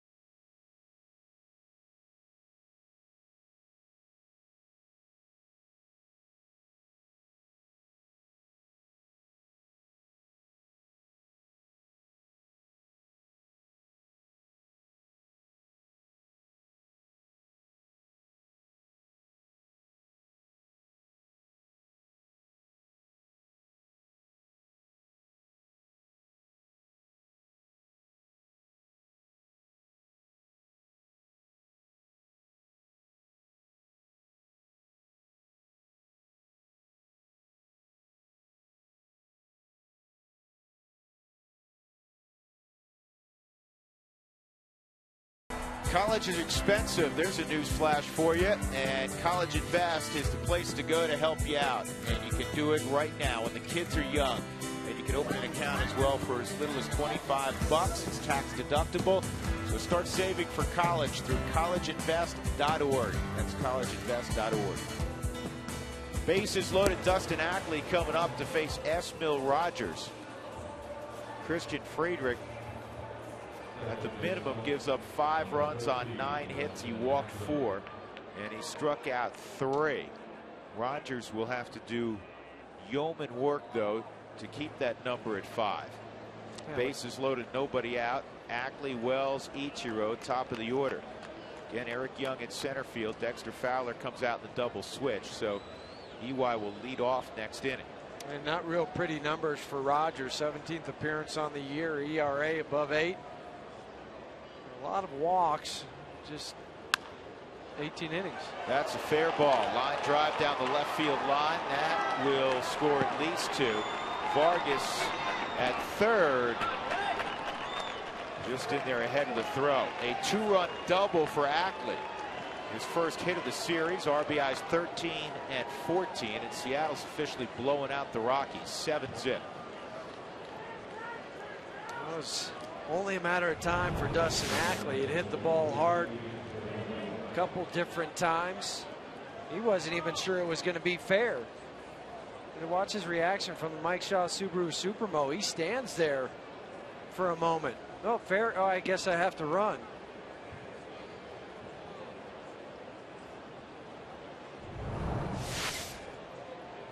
Casper Wells 0 for 2 and a walk. Esmil Rogers coming in had retired the first batter only 44% of the time. And on the first pitch he served up, Ackley went the opposite way. This is back up the middle. That's going to get through with the infield in. And they're going to go ahead and send Ackley. The throw is to second base. A 2-run single for Wells. It is 9-0. We can close the book on Friedrich. It's not pretty. 8 runs, all earned on 9 hits in 5+. That'll mess up your pretty 1.38 ERA.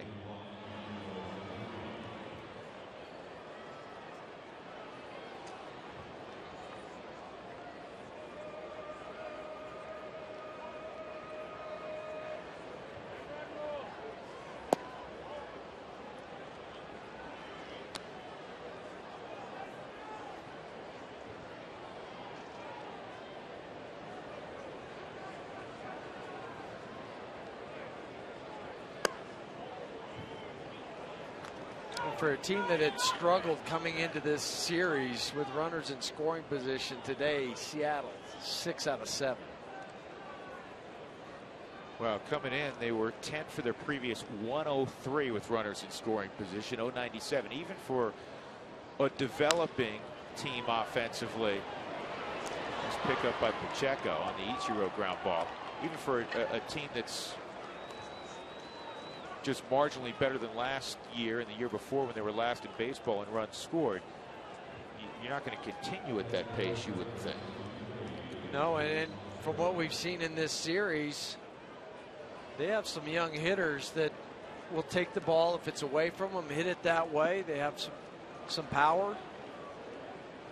Of course, Ichiro hitting third.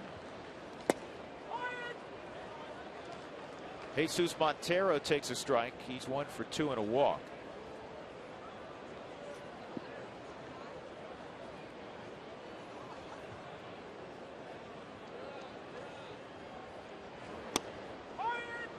Friedrich's ERA went from 1.38 up to 5. That's what happens when you get 8 Ernies in 5 innings.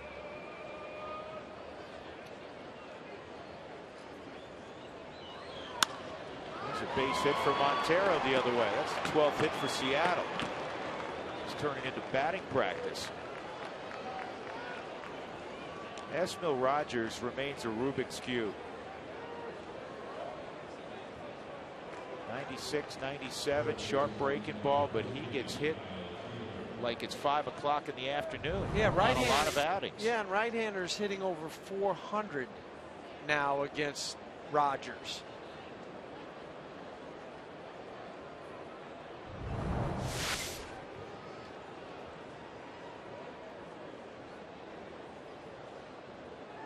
Kyle Seager swung the bat exceptionally well in this series. He's 3 for 3 today, and last night Seager was 2 for 3 with a sac fly.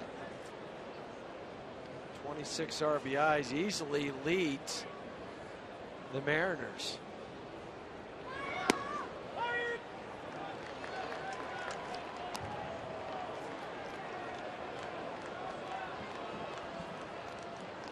Next closest would be Montero with 18 RBIs.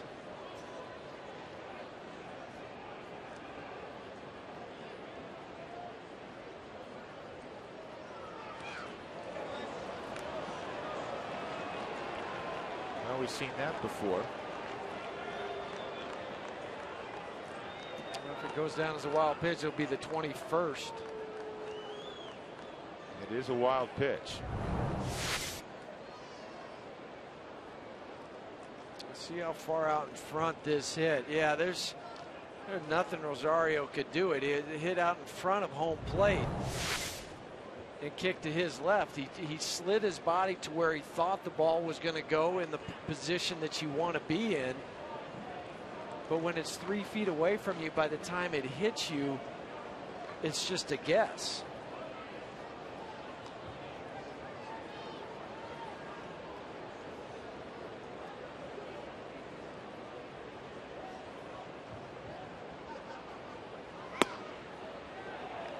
Two and two. Ichiro at third, Montero at second. 9-0. The Rockies have been out hit 12-1. Yesterday, Kevin Millwood threw a 2-hit shutout at them. Block. He said he went. That is the second out of the inning. Seager, in a different situation, may argue more vociferously. Not when it's 9-0. Yeah, and he went. And he went. That was an easy call for Paul Schreiber. He didn't even have to ask down at third base. And you're right, 9-0. You take it, walk back to the dugout.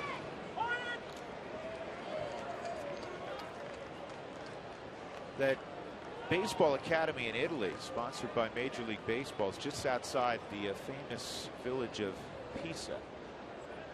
Leaning tower of Pisa.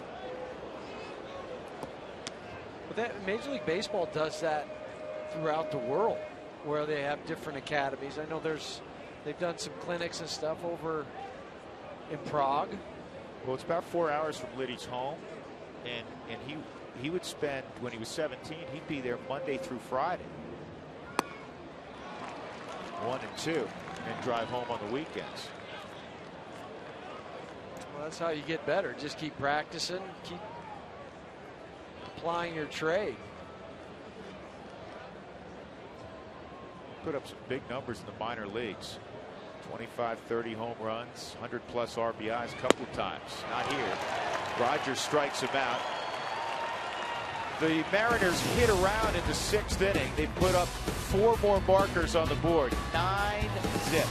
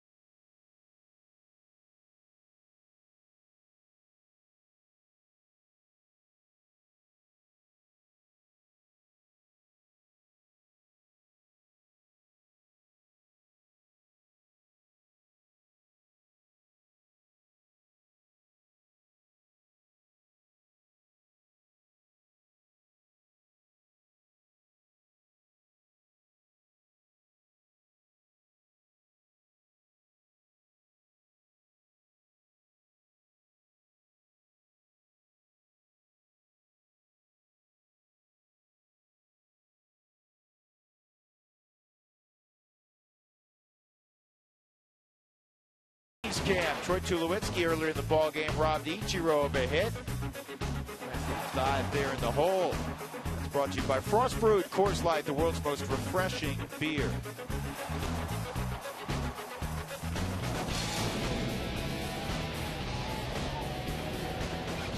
Eric Young Jr. will lead off in the 6th inning. The Rockies have had 1 hit against Jason Vargas, who had an ERA of 16.55 against the Rockies coming in 3 career starts, an 0-2 mark. At Coors Field, he had allowed 16 runs in 8 innings coming in. Oh, in the 14 innings against the Mariners, Rockies have not had a base runner to third base. Closest they had was last night when Scudero was thrown out to end the inning. Junior takes a strike. Yeah, when leading off an inning this year, Eric Young Jr. .455 on base percentage. I saw him try to ignite a rally last night. He leaned in, got hit by a pitch. Without an elbow pad or any of that armor that a lot of hitters wear these days, he stuck his elbow out. Tried to get the dugout going.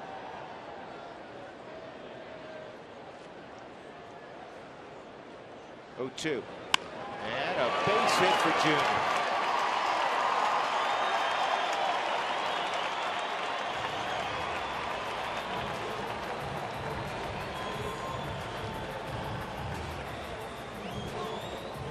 All Rockies fans on May 20th will receive a magnet for Strikeout Stroke Day as we raise awareness for the warning signs of a stroke.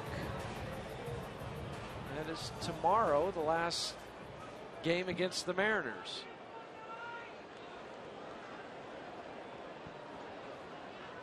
Marco Scudero at the plate.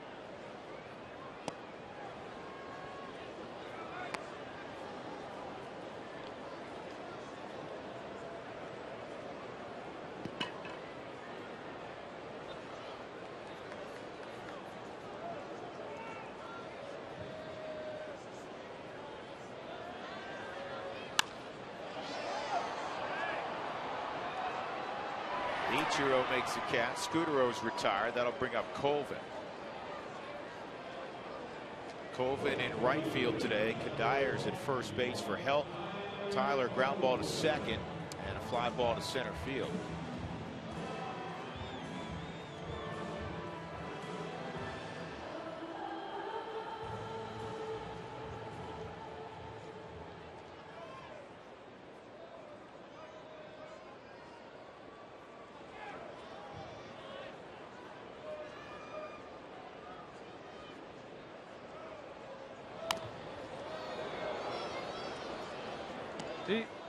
He followed off his leg again. See, he's acting like he did, so yeah, he had to have. And he even got a bigger leg guard than what he had on the other night when he fouled one off his He's going to come up. Yeah, he's going to come up with Rosario's shin guards pretty soon on both legs. Well, you would need it to cover your knee because that's where it went off of. Ow.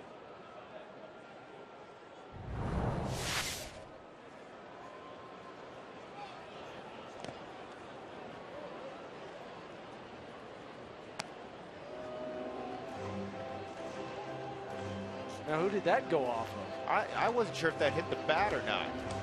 Before he put up a ball on the big screen. Well, but I think they called it a foul ball. Well, it's got to be 0-2 then. Yeah. That hit the bat. Yes. It's 0-2. But there was no reaction immediately from Paul Schreiber. He just stood there.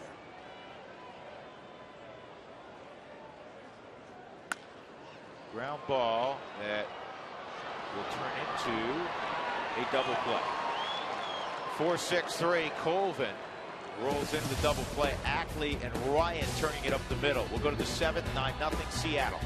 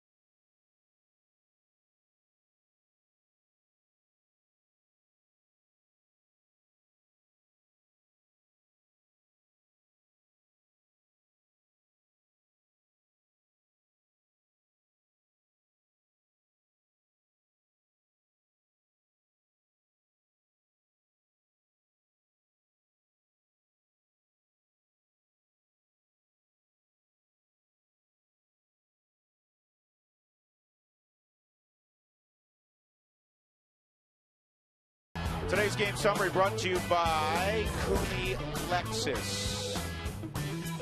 Well, it has been all Seattle. 2-run home run early in the ball game off the bat of Kyle Seager. And then the hit started coming. Jesus Montero, an RBI single. Seager has driven in 3 in the ball game. 4th inning, another run was added. And then this double produced 2 runs off the bat of Dustin Ackley in a 4-run 6th inning. Rogers in relief of Christian Friedrich also has struggled. Carlos Rogers still out there as we begin the 7th inning. Rockies have made some changes. Down 9-0. Tyler Colvin goes from first to right field.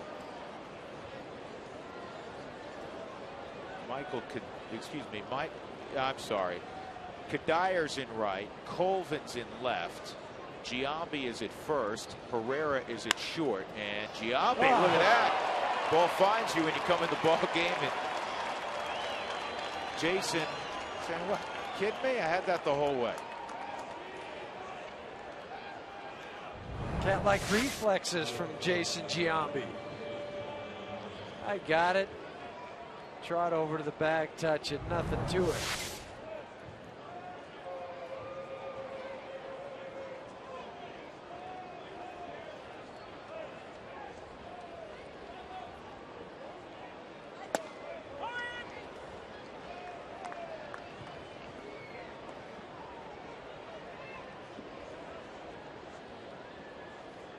I know this is a first.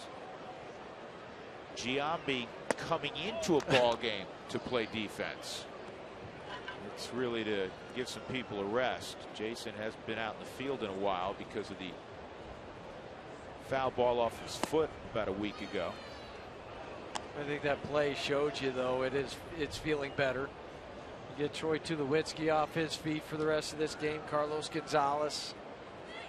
It's the proverbial white flag in the 7th inning. Rockies down 9-0, and it's a pretty quiet dugout, not surprisingly.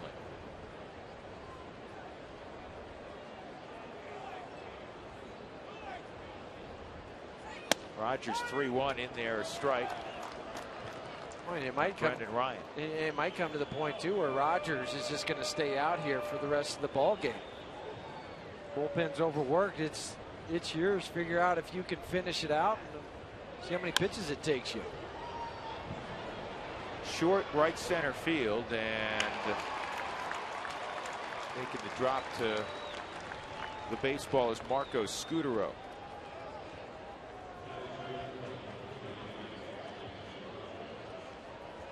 Toyota Talk continues in the Toyota postgame show. Text Toyota followed by a space and your comments to 720-720.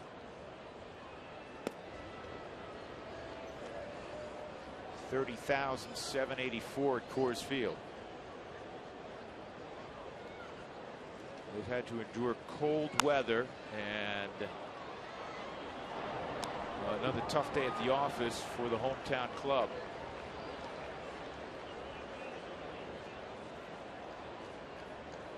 Vargas a single in the 4th inning, producing a run. 1 for 2, and he walked last inning and scored.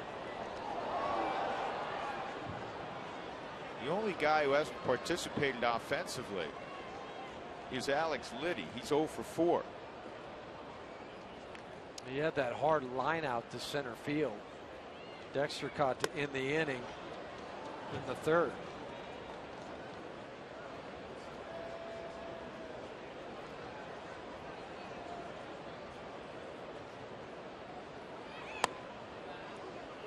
Three and 2.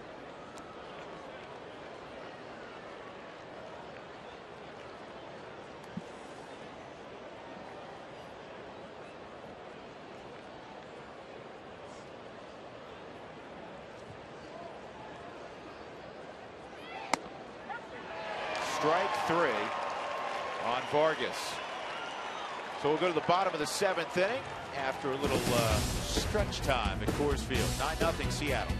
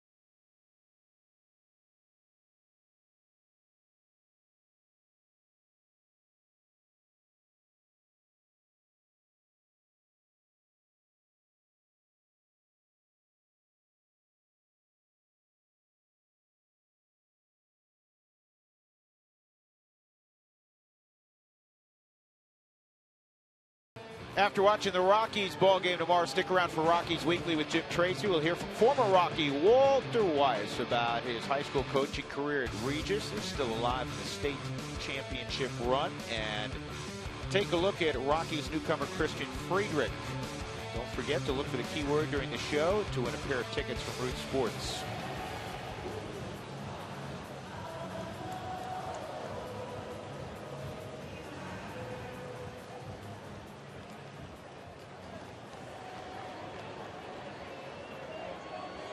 Jason Vargas may be overshadowed by the 9 runs and 12 hits for the normally run-starved Seattle Mariners, but he's been brilliant today. He's allowed 2 hits. Trying to match what Kevin Millwood did yesterday. A 2-hit shutout. Johnny Herrera will lead off. He takes ball 1. We're in the bottom of the 7th inning. The Rockies' last half inning made wholesale changes. Gonzalez, Tulowitzki coming out of the ball game. Last 3 innings, very effective for Vargas. We saw that 9, 9, and 8 pitches to get through the 4th, 5th, and 6th.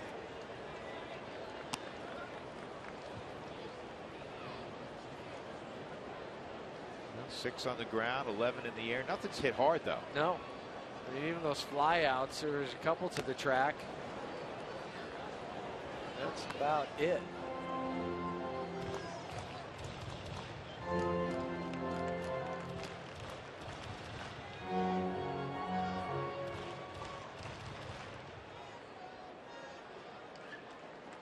Two and 2 on Herrera. Rockies have 2 hits in the game. EY a solid single in the 6th, and Scudero kind of a fly ball single down the left field line back in the 3rd. The only other base runner, Tulowitzki, with a walk in the 2nd inning. That's good range by Brendan Ryan. That's outstanding range. Yeah, and that's why he's still playing shortstop for the Mariners, even though he came into the game hitting 150. He had 1 error on the season. But to be able to range this far, he turns and just runs to a spot, glances to the outfielder to see where he's at, realize there's not going to be a collision. That's the range factor. Well, shortstops watch shortstops. I'm sure Troy was impressed with that range by Brendan Ryan. Jason Giambi getting his first at bat.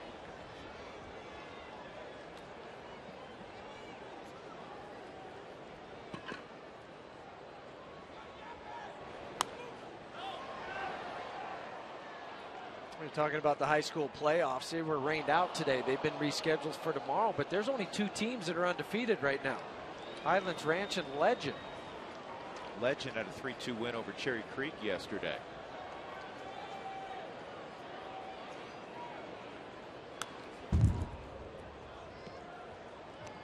Yeah, Highlands Ranch. Pine Creek lost a heartbreaker to Creek. They were up 6-2 with 2 outs in the 7th inning. Lost 7-6. And Highlands Ranch beat Regis 4-3. Here's the 0-2. And Giambi hits this ball twisting toward left center field, and it's going to touch down, and Giambi's going to leg himself a double.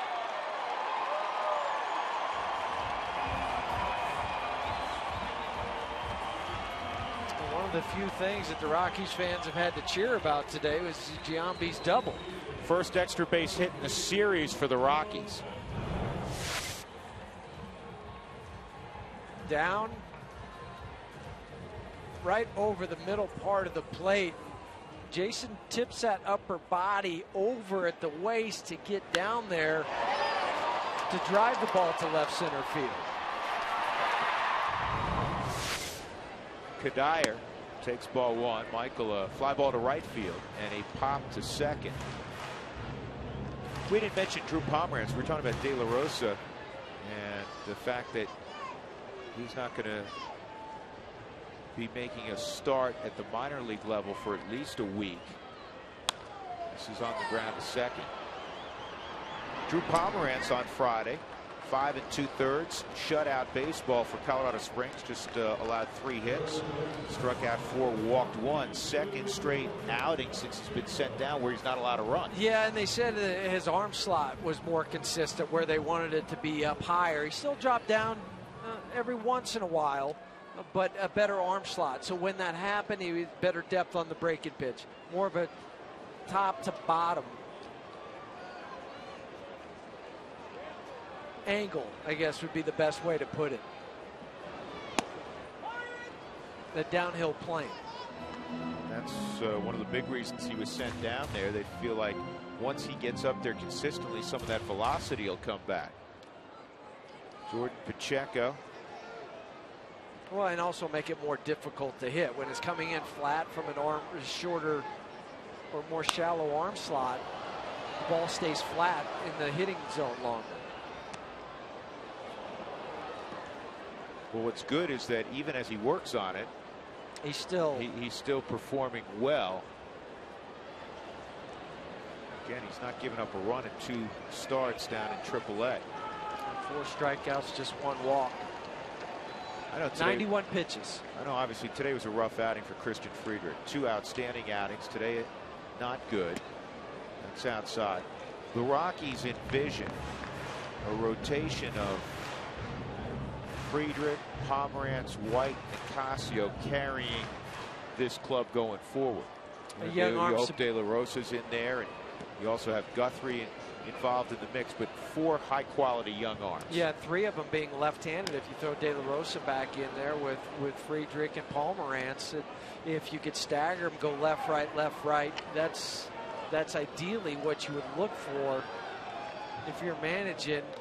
How do I split those guys up so they're not seeing the same thing? The opposing team not seeing the same arm action or the pitcher back-to-back days. And the unknown, of course, in all sports, particularly baseball, when will they emerge? How quickly will they emerge? Do they reach their full potential?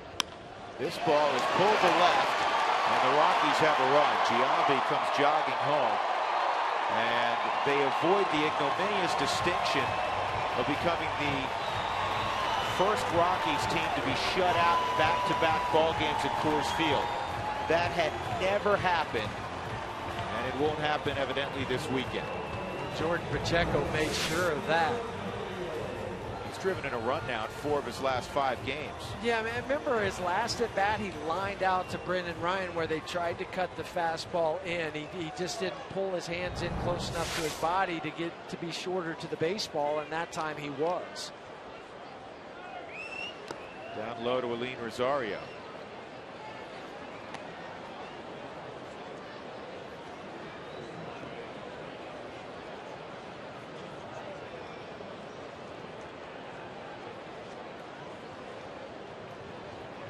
Rogers due next. Hernandez is in the on-deck circle.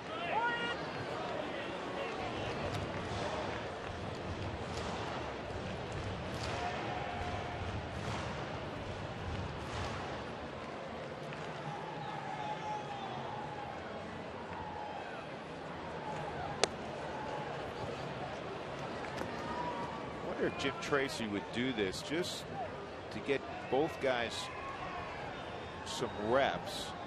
Is flip-flop Rosario and Pacheco for a couple of innings. Well, it's not a bad idea. You keep both of them into the game in case something were to happen. This is a towering shot deep left field. Take a good look. You won't see it for long. 2-run home run. Aline Rosario, his 6th of the year. And it's 9-3. When he hits them, they stay hit for a while. Yeah, and that's what makes him so intriguing. We talked about last night being susceptible to the breaking pitch, not hitting that. But when you lay a fastball at 87 miles an hour into his wheelhouse, I mean, there is no doubt about it. That's 6 home runs for Rosario. That's most in all of Major League Baseball by a rookie. I just like the sound of that. Everybody liked the sound of that, but the Seattle dugout, most notably Jason Vargas. So Hernandez will pinch hit. Rockies finally have gotten to a Seattle starting pitcher. Millwood shut him out last night on 2 hits. Vargas brought a 2-hit shutout into the 7th. The Rockies have scored 3 on 3 hits. A Giambi double, a run-scoring single from Jordan Pacheco, and that 2-run home run from Orlin Rosario.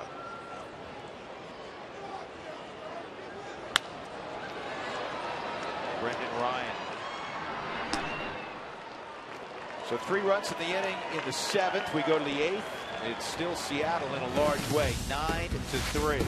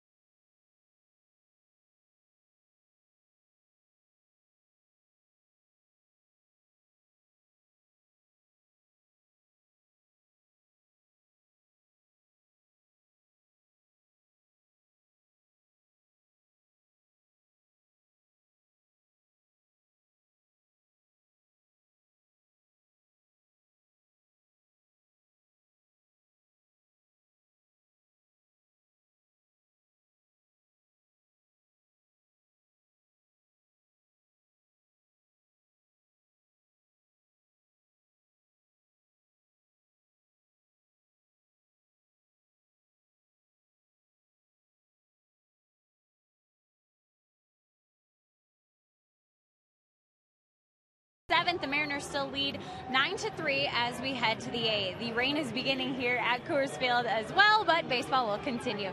Now for Rockies pitcher Jamie Moyer, he's seen a lot in his days in baseball. He's worn 8 different uniforms, but he's always fond of his 11 years he spent in Seattle. A lot of fond memories of being in Seattle. You know, we were a very successful franchise for a while. And, you know, memories of being in the Kingdome and a lot of excitement in the Kingdome, being in the playoffs and things like that.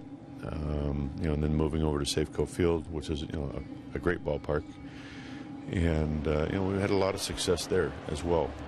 But, you know, my biggest memories are great teammates. And Moyer has his place in Seattle history. In 2005, he passed Randy Johnson as the winningest pitcher, and that still stands today. 145 victories in a Mariners uniform. Guys? A couple 20-win seasons in a Mariner uniform for Jamie Moyer. It could get loud in the Kingdome. Oh, I mean, that place was rocking when the Mariners were going well. They had some terrific teams, as Jamie alluded to. Think of some of the talent that's gone through there. You have future Hall of Famer in Randy Johnson, future Hall of Famer in Alex Rodriguez, future Hall of Famer in Ken Griffey Jr., maybe in Edgar Martinez. Am I leaving anybody out? Did you say Jay Buhner? Well, he's not going to the Hall of Fame. No, not Hall of Fame, but I'm just saying. Well, I was talking about future Hall of Famers. Yeah. That might be it, but Danny Wilson behind the plate. Solid.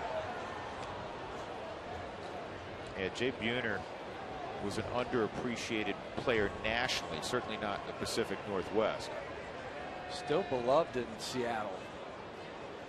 Edgar still lives in Seattle, yes. Doesn't he? 2-2 on Ackley. Swung on and missed. Brothers strikes out Ackley. Time for the Coors Light Cold Hard Blast. You just witnessed it. Willeen Rosario providing the fans something to get excited about. Long 2-run home run, his 6th of the year.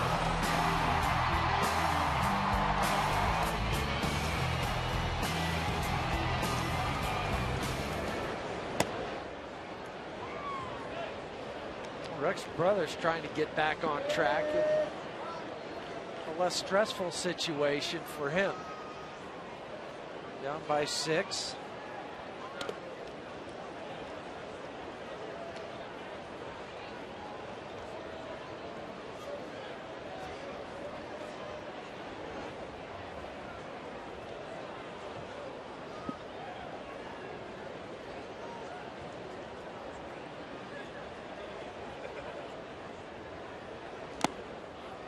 It's 2-1 on Casper Wells. Brothers last outing, 2/3 of an inning. Rex gave up 4 runs against Arizona.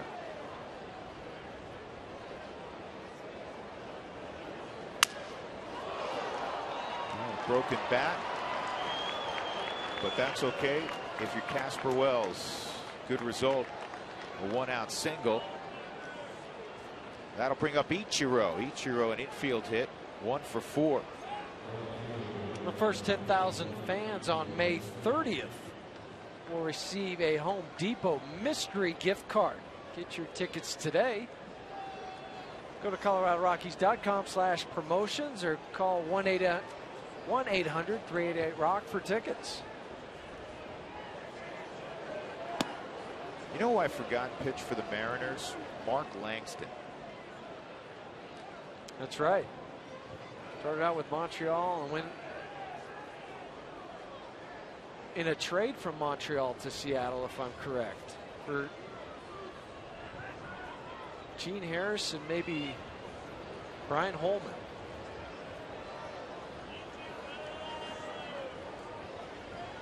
Pretty steady rain now.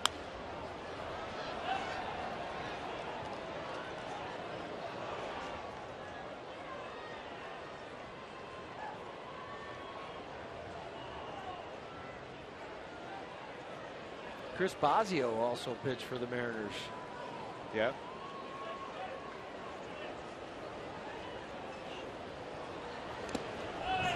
Bosio, pitching coach of the Cubs now.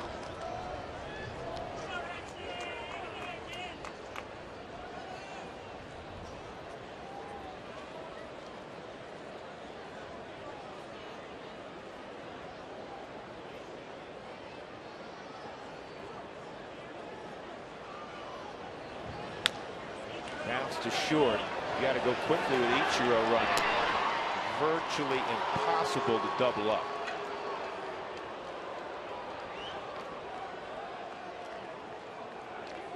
Johnny did everything he could to speed everything up. Watch him come get this baseball, Jeff. Yeah, he does everything, as you mentioned, Drew, where he gives it a good feed to Marco Scudero so he can get off the bag, not worry about the base runner and Casper Wells and fire. But Ichiro just coming out of the box so quickly as he's running and he's hitting the ball. The best you could hope for is if he hits you a one-hop smash. Jesus Montero gets coiled up to swing just like Willeen Rosario.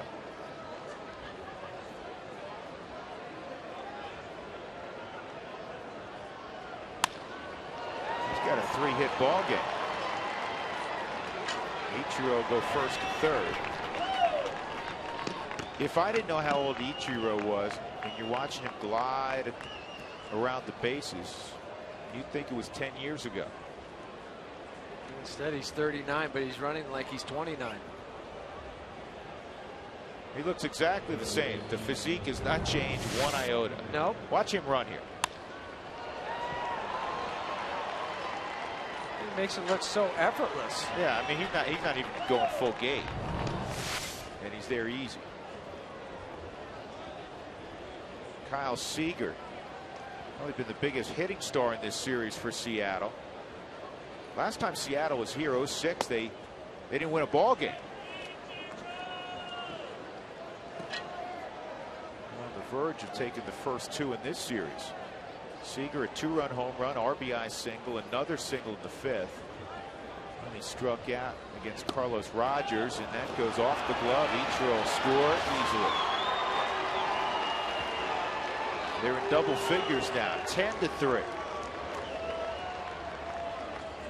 The brothers' issues continue.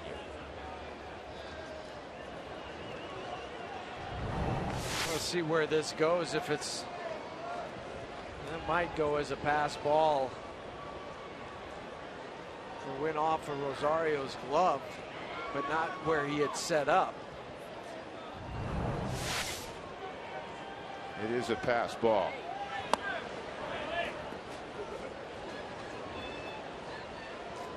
And 10 runs for the Mariners. That is a season high. This was a team that was last in baseball in scoring runs the last 2 years. This year they've improved slightly. There are 3 teams coming into the series that had scored fewer runs in baseball. Seager walks. Yeah, they were averaging 3.6 runs per game. It was 13th out of 14 teams in the American League. And remember, prior to last night, in their previous 13 road games, 1-12, 216 average, and what did you say, 2.4 runs a game? Yes. They had struck out a third of the time, 115 strikeouts and 454 at bats. They have gotten healthy here at Coors Field at the expense of the Rockies.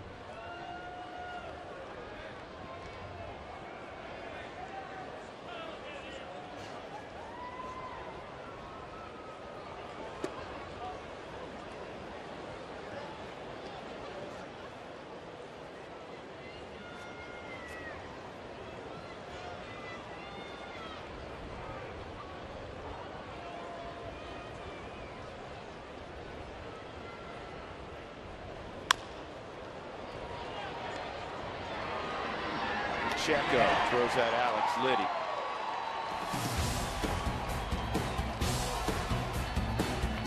(10-3) Seattle.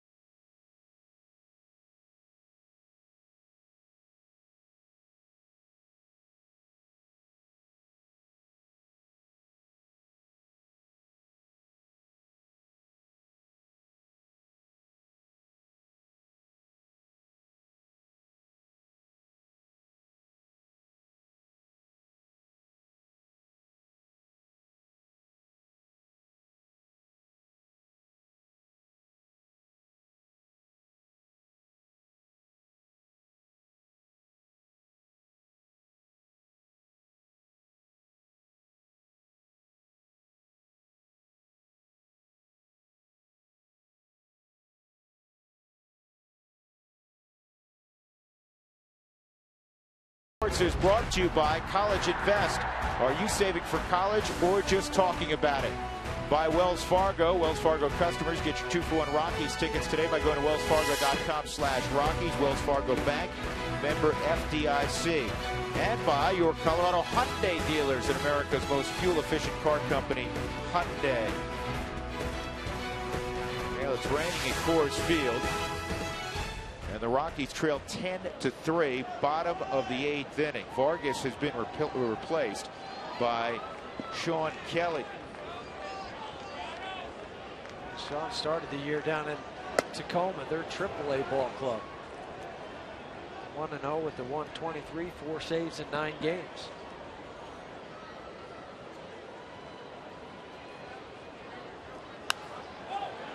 Eric Young Jr. has one of the 5 hits for the Rockies today, and EY has only 1 at bat. He came into the ball game in a double switch in the 6th inning.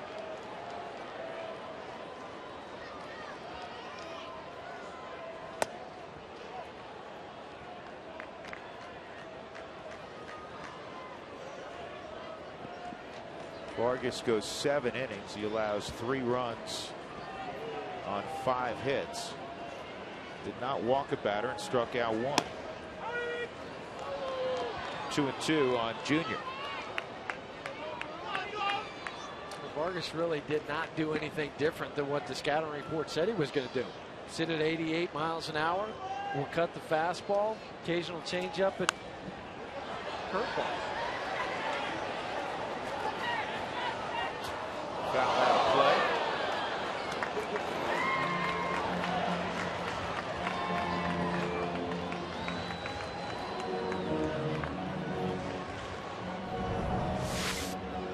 Did he catch it with the umbrella? Nope. Good protect him. Sean Kelly missed most of last year with an injury or surgery description I have not seen before. Partial Tommy John surgery. Have you ever heard of that? I had not. I thought there was Either only had a it or you full. didn't. Yeah, you had it, and they needed to replace the whole ligament, or they just let it heal itself. That's a first for me. Strike 3.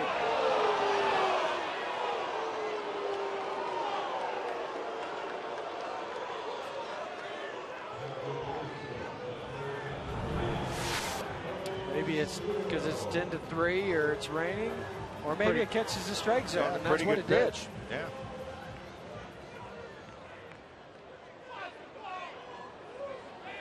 Scudero is 1 for 3 in the game.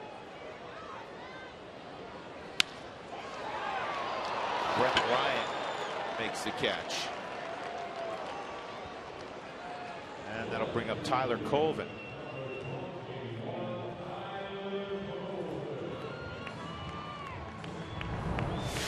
Is this a snow cone? Yes, it is. Ball gets spinning there, and sometimes it climbs up that web, doesn't it? Well, yeah, and the glove is wet from the raindrops. Add those two together, you have to have strong hands to close it.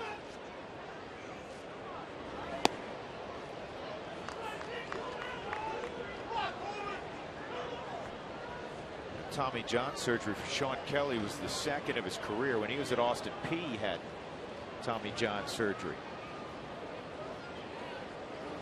Good pitch.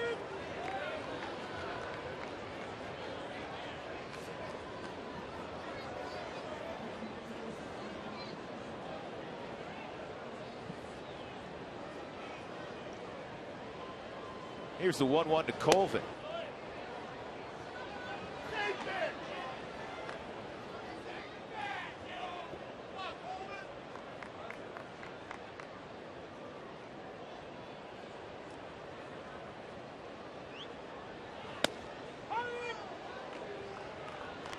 Two balls, 2 strikes.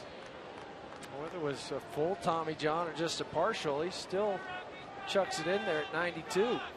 That's a beautiful thing about that surgery. You get the arm speed back. And usually what happens is, I talked to Dr. Noonan about this, the Rockies team doctor, and asked him, because it seems like guys come back throwing harder. He said that's not necessarily the case. What happens is you've strengthened all the muscles in the shoulder, and your mechanics are typically better. So that's why guys come back throwing harder than when they left, because of the combination of those things. Off the end of the bat, Ichiro will make the catch, and the Rockies go in order against Sean Kelly. We'll go to the 9th inning, 10-3 Seattle.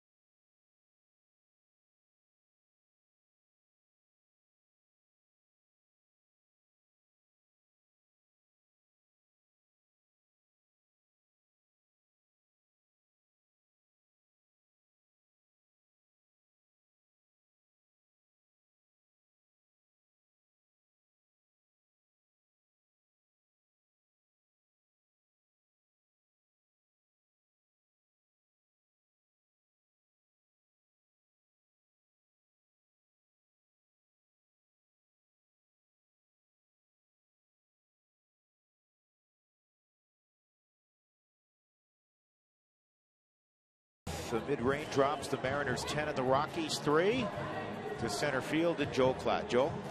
Thanks, Drew. Well, it was an unsweet 16 for the Rockies. That's right. They had not scored until that 7th inning since the bottom of the 8th of the Arizona game. 16 2/3. Rockies finally are on the board now, 10-3. We're also going to talk about a bump in the road for Christian Friedrich. This guy has clearly got some talent, and this is just a bump in the road for a young pitcher. So we'll talk about that with George Frazier. We'll get you all out here to center field for the Toyota postgame show, fellas. All right, Joel, thank you. Michael Saunders will lead things off in the 9th inning. And the Rockies will send Josh Outman to the hill in the 9th inning. Outman, familiar with Seattle, pitching with Oakland the last few years. 4th game on the season for Outman. It's not gone as scripted for him, and part of the reason is in those 3 games he has 3 walks. All 3 of the walks have been against left-hander hitters. If you're just joining us, 5 innings plus for Christian Friedrich. 8 runs allowed, 9 hits. He walked 4, struck out 3. Up in the zone today. Didn't have that sharp breaking ball we saw in his first 2 outings on the road. Out with a strike to Michael Saunders.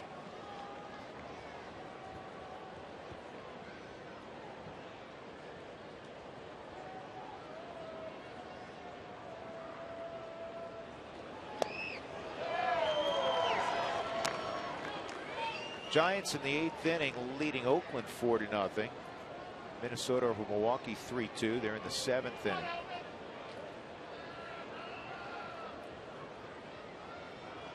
Baltimore, Washington later on. Boston, Philly later on. White Sox, Cubs tonight. Texas and Houston tonight. They'll be in the same league next year. And the Angels and Padres will go tonight. About Andy Pettit yesterday. There's a strikeout. He wasn't bad in his first outing. No. It's what you're hoping when a guy comes out of retirement. Papelbon getting a save against his old club. Yeah. Well, Pittsburgh able to score today, but Verlander wasn't on the mound. 4-3. They lead in the 7th inning against Detroit. Andrew McCutcheon's hit a couple of home runs. Prince Fielder has hit his 7th. Ryan flies out to right.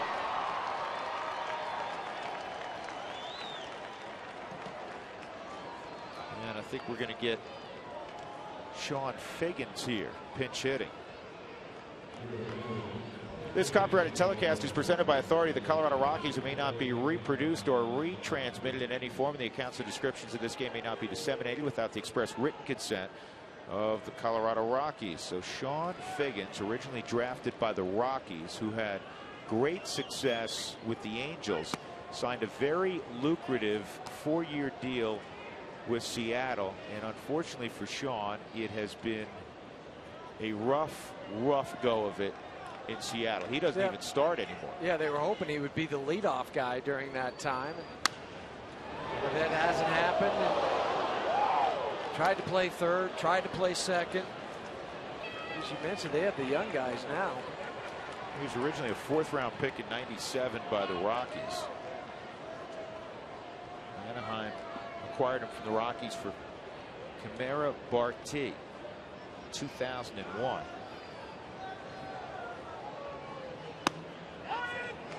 1-2 with the Angels in 05 and 04. He hit 296, 05 290, 06 267. He hit 330 in 07. 08 he hit 276, 298 his last year in 09 with the Angels. But Seattle 259 first year, 188 last year. He's below 200 this year, and the average will go down a little bit more. Outman a 1-2-3 ninth. 10-3 Seattle.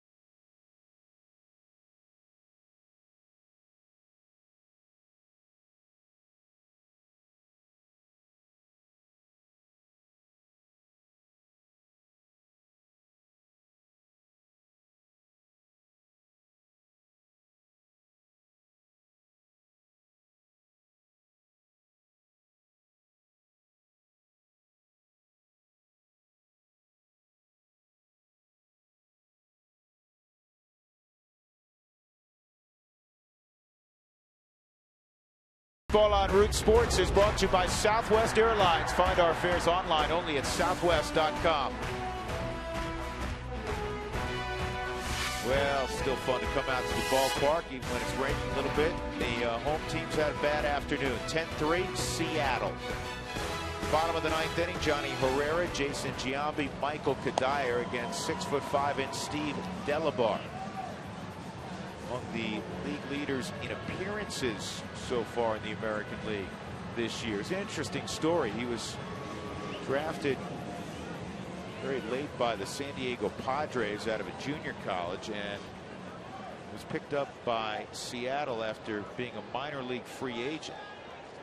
He pitched an independent ball for 2 years back in 08 and 09. He was substitute teaching when they signed him. You like stories like that. People may not realize there's a lot of independent leagues. They're professional leagues. Guys get paid. The most famous teams probably the St. Paul Saints and the Newark Bears, but there's those leagues in Texas and California, all over the place. New England area.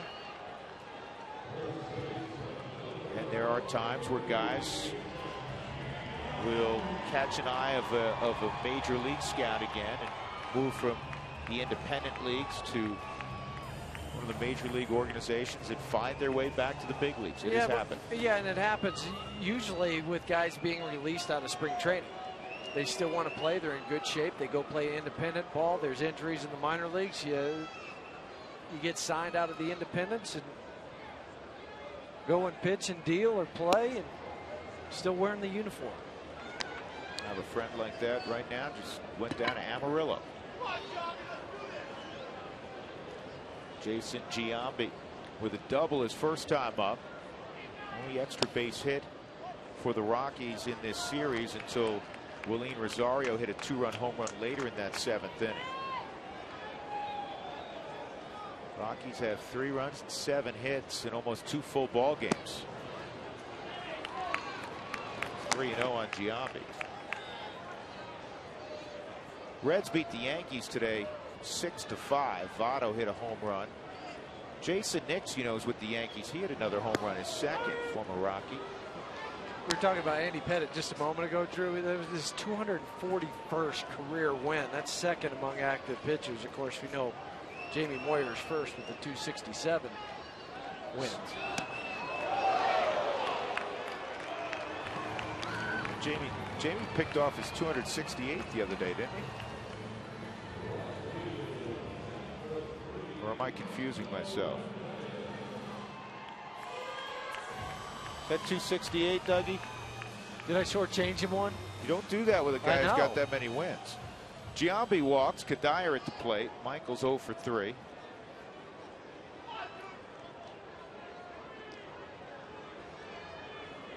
Tampa leading Atlanta 5-2 in the 8th.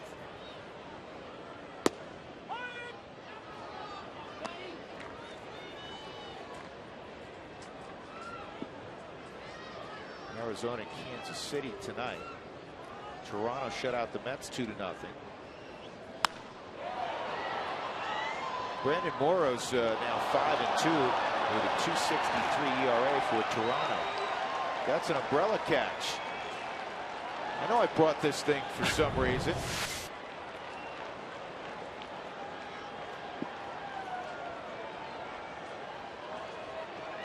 And it's collapsible. And you know what? And then right back up, ready to ward off any raindrops in the area. And he gives the baseball away. I love it. Throw it out there. I got it. Splash. There's the rock. Doesn't hit the ground. No problem. Drew, I was wrong. It's 269 for Moyer. 260. We both shorted him. Both shorted him. Where's the ruler? Slap here. Yeah, put your hand out. Right there. Out.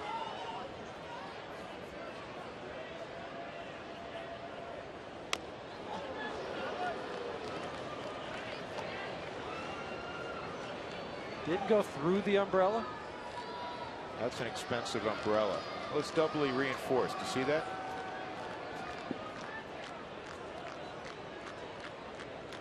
He didn't buy that thing on 42nd Street on a visit to Manhattan. Trust me. First in 1 and 2 on Kadire, with Giambi at first and 1 out. Pacheco on deck. Cleveland shut out Miami. Rockies will see Miami on Monday. 2-0 the final there.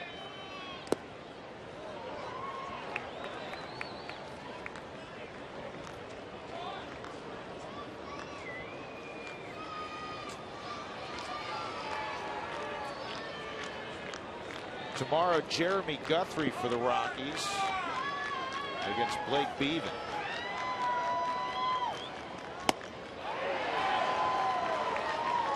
Delabar strikes out Kadire.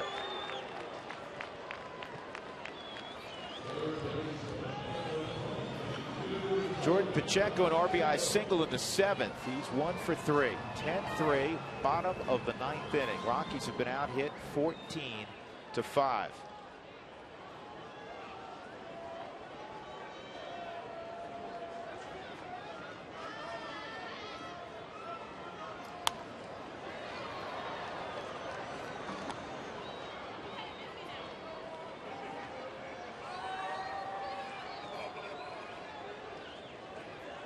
Good look at Eric Wedge.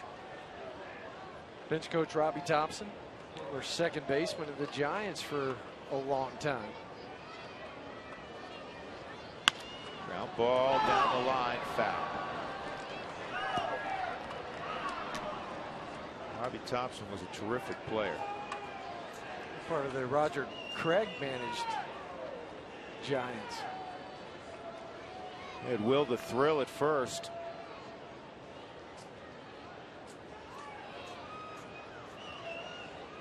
Will the Thrill Clark.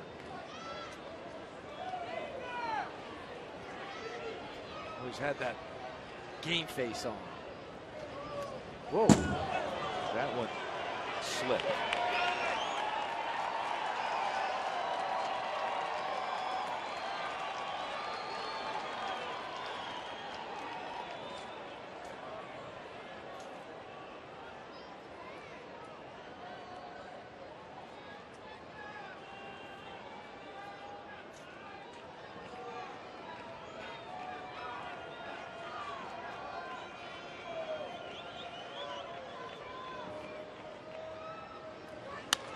Ground ball right side and low throw. Good pickup at first to end the ball game by Liddy. Well, Seattle has taken the first 2 ball games here at Coors Field. They won last night 4-0. This afternoon behind Jason Vargas and plenty of offense. The final score is 10-3. Jason Vargas gets the win. He improves to 5-3. Christian Friedrich, his first big league loss. He's now 1-1. This afternoon's delivery of the game is brought to you by Jimmy John's, America's favorite sandwich delivery guys. Visit jimmyjohns.com to find a location near you. Vargas goes 7 innings, allows 3 runs on 5 hits, didn't walk anybody, and he struck out just 1. But he controlled the Rockies' bats throughout the afternoon. In fact, did not give up a run until that 7th inning. So Jason Vargas with our Jimmy John's delivery of the game. Again, the final score, 10-3 Seattle.